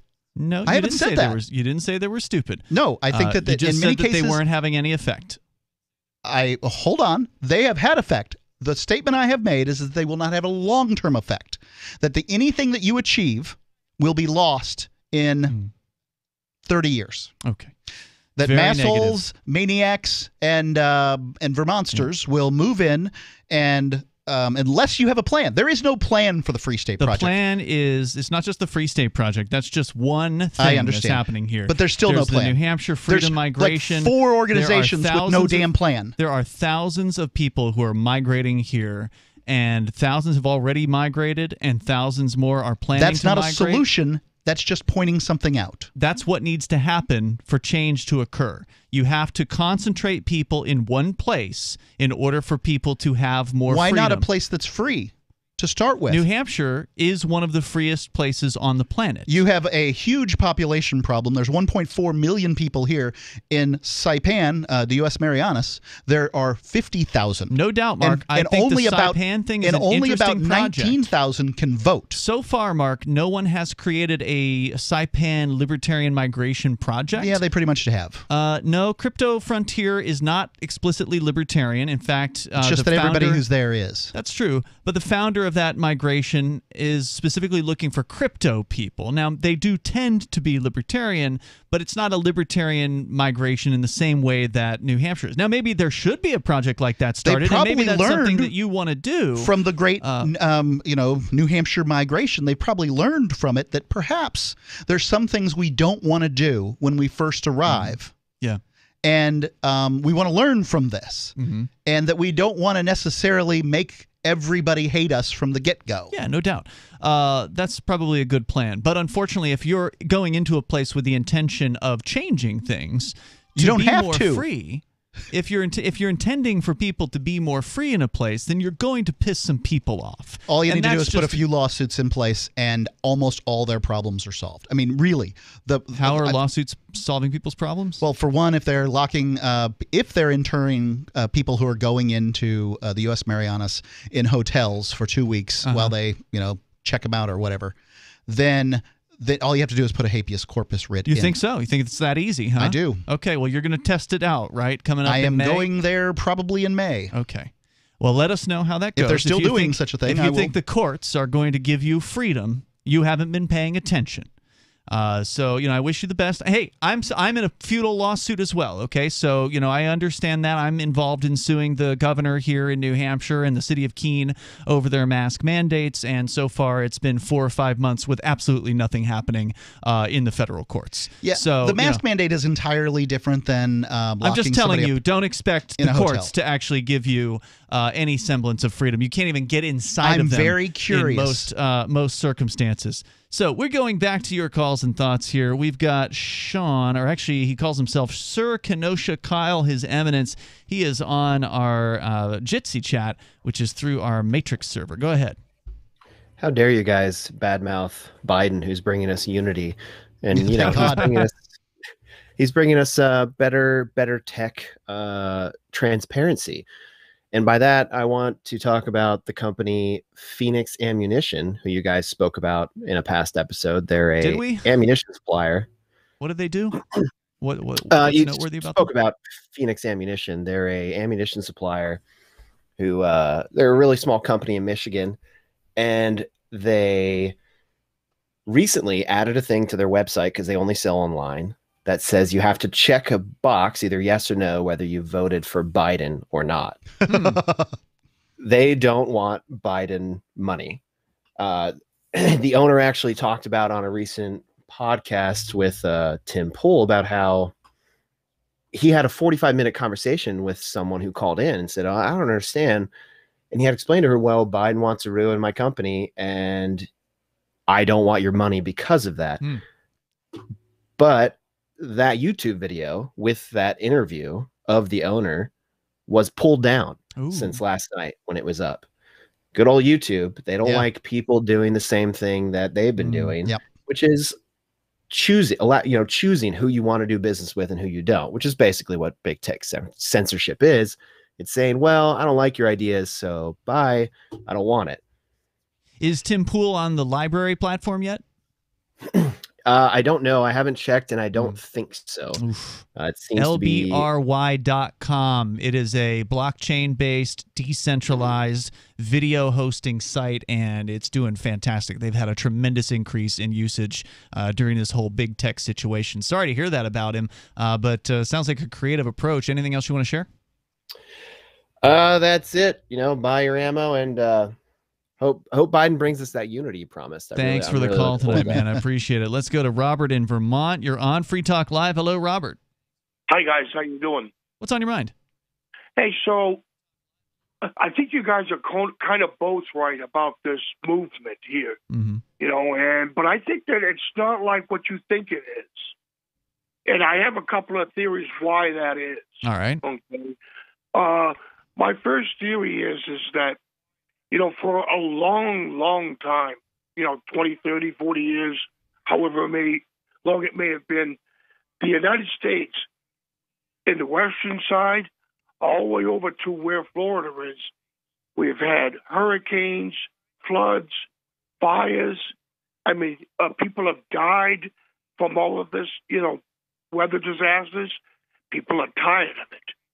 And I believe that a lot of those people are coming this way, okay, because they want to come to where it's a lot more safer. I mean, in Vermont, there's 600,000 people here. There's a lot of land here. Maine has got a lot of land, and so does in Vermont. So does, New Hampshire. Yeah. So those three states are some of the freest. The safest states in the union. There's the least amount of crime, least amount of violent crime, these sorts of things. Right. And interestingly, gun ownership is high. My other theory is that, and I don't know for sure, but if you look at the United States Navy topographical map of 2050, it'll show you what the United States is going to look like. And I kind of believe that. A prediction? Well, what's it going to be? Well, I mean, I think we're going to lose one half of the United States. It's going to be gone. Gone in what way? Well, I mean, flooded. Flooded? Yeah, absolutely. Wow. So take a look at the United States Navy topographical map, and you'll see what I'm talking about. There's a canal. Then I have a question regarding that. Why did Barack Obama buy a house in Martha's Vineyard? Why would he do that? If he believed, I mean, here's a guy who had access to all of the world's intelligence on every issue for 8 years. And I'm not saying that global warming doesn't exist. I just have a question. Why would that same person say, I'm going to buy a piece of property that will necessarily depreciate rapidly when the polar ice caps melt or whatever? So, I mean, I just don't know. I mean, I'm very, very, very curious. Thanks for the call tonight, Robert. Definitely appreciate hearing from you. Singularity points out here, Mark, if you started a personality cult, you could have that island filled in 5 years. So, maybe that's what you ought to do. You ought to, start your own cult, and then people can move to Saipan, and you'll have more freedom there. But you're saying they don't even have to do anything. They don't even have to change anything in Saipan. They should just come there, and everything's going to be groovy, right? It was already pretty darn free. Now, what if you're somebody who can't work remotely? That's rough. The pay is low. What's it cost to move to Saipan? Well, you got to get plane tickets. Yeah. The cheapest I think you could possibly have gotten there pre-COVID was like $500, and now it's basically $1,000. Okay, all right. I mean, would you say that moving to Saipan is something that might be out of the range of a lot of people? It depends on how badly they want to get there. Really, I mean, we've seen a lot of people try to get to New Hampshire, and most of the ones that didn't prepare financially well enough were a real problem. Generally, I mean, there weren't very many people that there haven't been many who came on a shoestring here in New Hampshire who have been a market asset. So you're saying people should move to Saipan and just basically do nothing? No, they should work online, but not try to change things because everything's just fine there. I think that you're gonna the political system is a big treadmill. Yeah, it's out of time for tonight. We'll see you tomorrow online. In the meantime, over at freetalklive.com. Some of you asked, and now we've delivered. LRN.FM's live Keene, New Hampshire studio shows are now streamed in HD on Twitch. Visit our channel at twitch.lrn.fm and give it a follow. If you have Amazon Prime, you get 1 free subscription on Twitch. If you use it on our channel, Twitch will give LRN.FM a monthly piece of your Prime subscription cost. So please watch, follow, share, and subscribe to twitch.lrn.fm. That's twitch.lrn.fm. Having taken her father's throne, Sarah